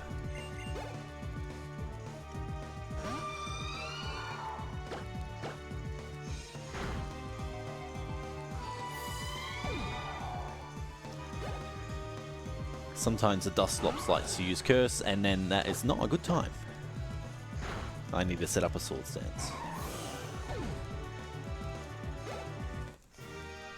Yeah, so unfortunately I'm actually ahead at this stage because this is the part of the game where Alpha Sapphire is actually better because Kyogre is faster than Groudon at doing the fights.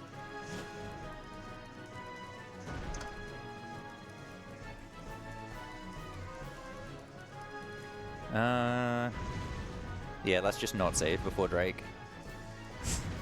Chance of me dying to Drake is very low, but if the Kingdra attacks and crits, it'll do enough to be able to kill me. I could also heal and then it wouldn't, but nah.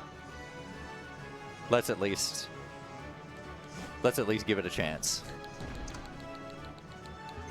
Right, so the ideal thing for me is for Dusclops to use Confuse Ray. That would be the best possible outcome. So just do that. It used Curse. That is not very good. Okay, I can still win. That's fine.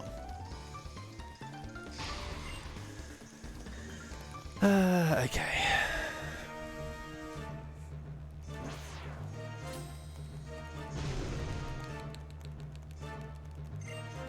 Oh, it's meant to Earthquake. That's fine. Oh, you hit. That's all good.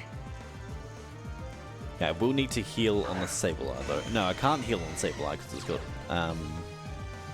Oh, I forgot the name of the move. Foul Play. Yeah, Foul Play. Thank you. But I have to because... Yeah, you have to. Yeah, You'll use Fake Out anyway. You're all good.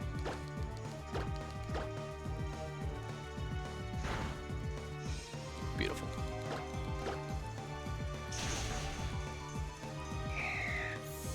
But yeah, foul play uses the attack stat of the Pokemon you're attacking against itself.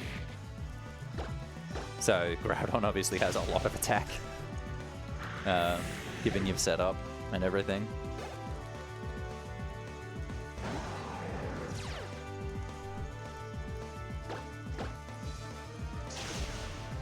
Alright, we're still fine. We got through.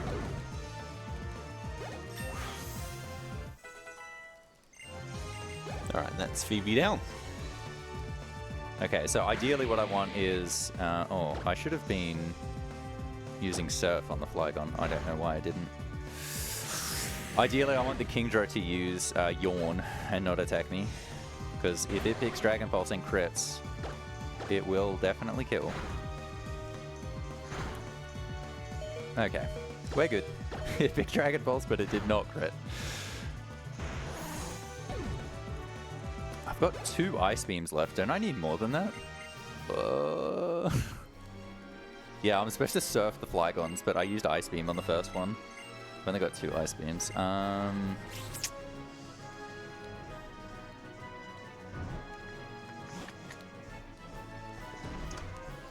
Let's just menu now. I don't know how far you can go.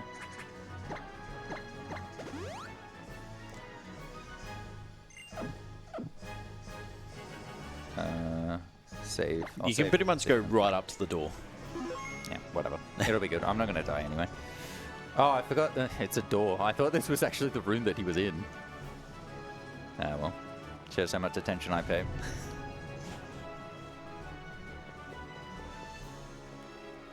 Alright, now for me, this is the one fight in the game that you will see Primal Groudon, and you can see me waste like 14 seconds transforming into it. Yeah, I said I was going to show off both strats because I simply expected to die and then do the other one, but yeah, it didn't happen.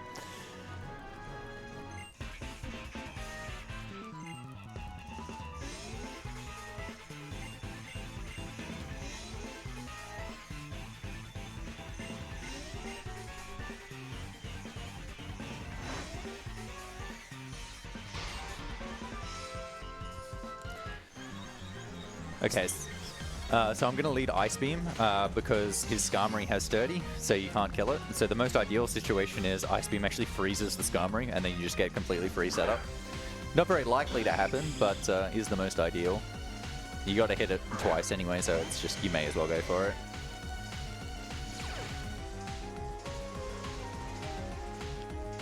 Do I have enough speed to not act speed? I don't know. I think I do. Yeah, Toxic turn 1 is really bad, actually.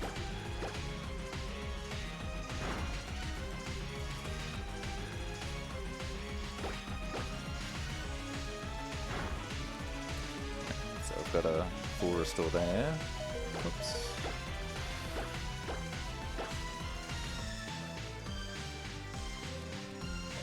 I've still got to use a third.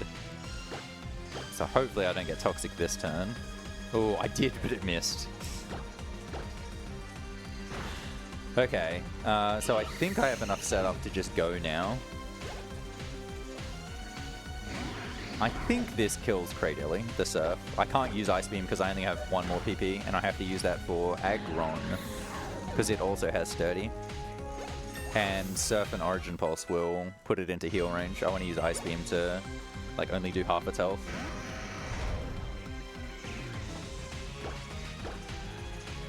Ice Beam. Okay. I think I outspeed the Metagross. I think you need really bad speed to not outspeed the Metagross. So I think I'm just fine here. I've got enough health to live a Bullet Punch, which is a priority move.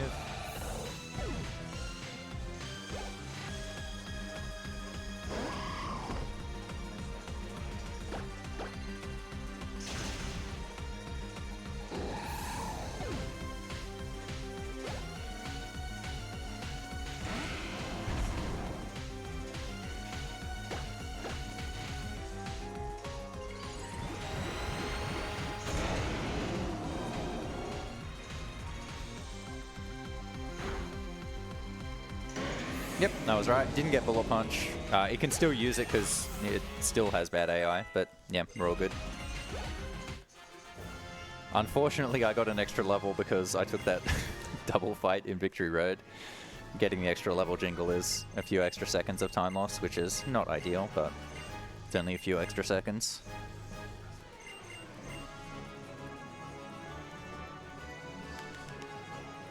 Alright, meanwhile, I am facing Drake. You might have seen me equip the Silk Scarf and teach Strength for this fight. Pretty straightforward, actually. Just X speed, couple swords dance, and off we go. But yeah, the Flygons resist rock and have levitate. It's the classic Edgequake resistor, levitate Flygon. So using Strength is just the best option you've got for Groudon.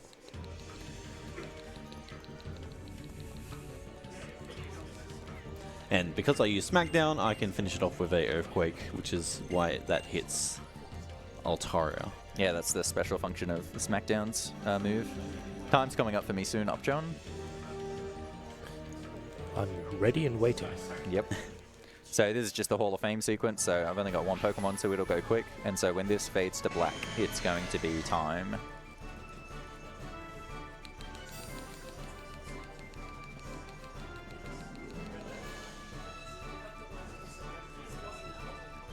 Still gotta wait right to the end. Time.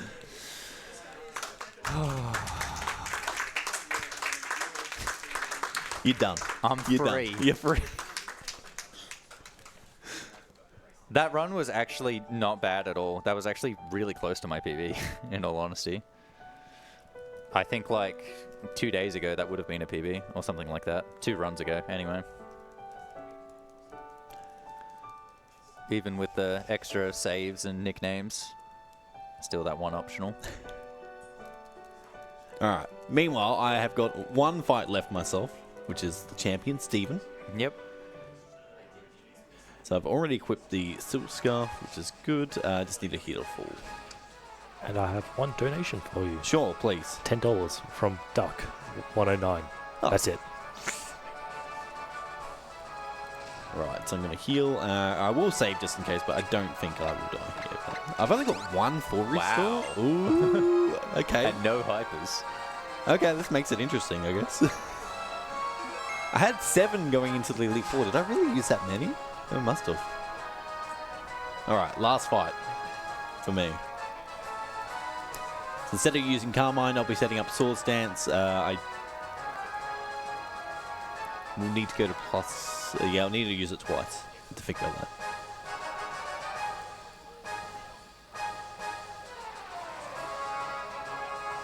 Yeah, hopefully I only need 1 full restore. If not, well, unlucky. You've got full heals though still, right? Yeah, I've got full heals. heals. Yeah.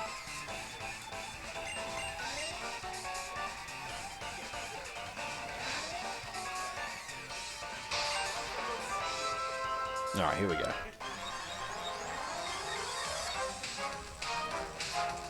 I do like Steven's theme in this game, actually. Yeah.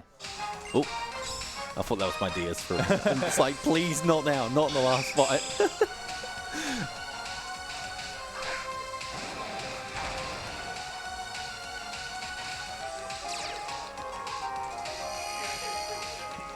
Alright, so I'm gonna Sword Dance twice.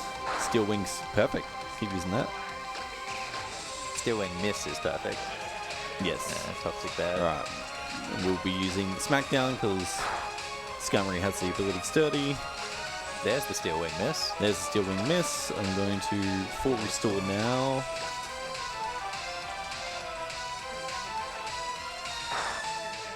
And now I'll use Earthquake.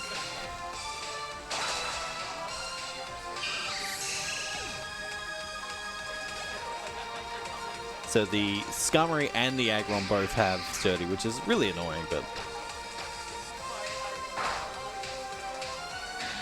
And yeah, the Pokemon in this case that you've got to have strength for is the Claydol, Yes. which is another ground type with Levitate.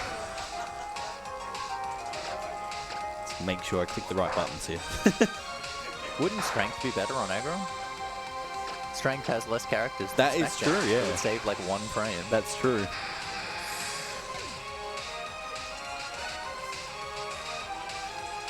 So strength to clay doll.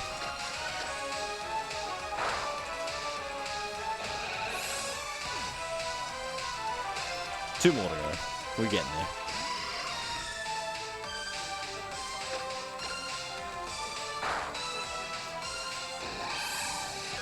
Last but not least, Metagross.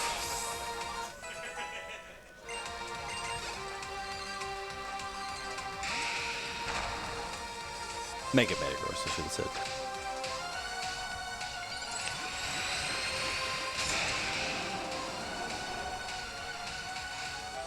It does have Bullet Punch, but it won't be able to kill me. Yeah. But yeah, it is strange that it used Bullet Punch there. As soon as I mentioned it, it did use it. Yeah. Because it doesn't kill, and it's got much better moves. Yes. Like, it would kill with Giga Impact, for example. Or Zen Headbutt, I think.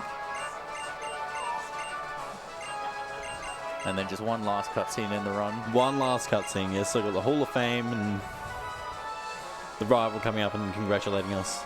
Stuff like that. He doesn't congratulate you. He pretends like he's your best friend. Okay. Which I've felt none of that. It's a very parasocial relationship that he has with you. That's fair. That's more than reasonable.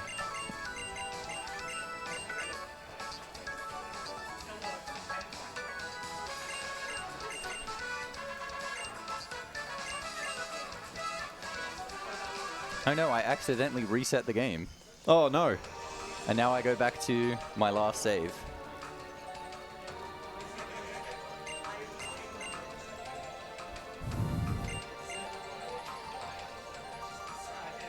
Why does it save the game again? That's so silly. Oh, that's so silly. All right, so time is coming up for me also, John. I'll let you know. Oh, you're too kind. But when it fades to black, it's just a long, drawn-out Hall of Fame sequence where you're like, yeah, you're the champion. We're just gonna do like a 360 turn just to let you know with Groudon there in the background. Yeah, cool. And that's time for me as well.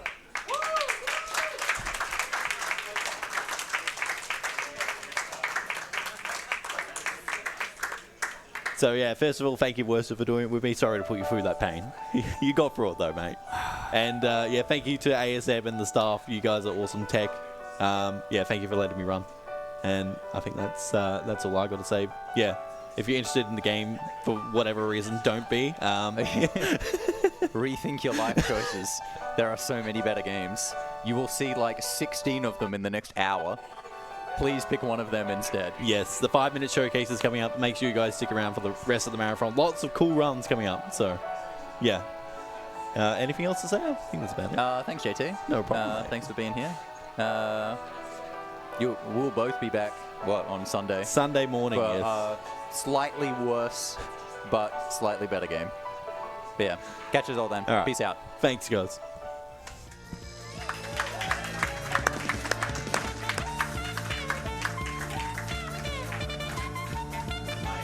Awesome.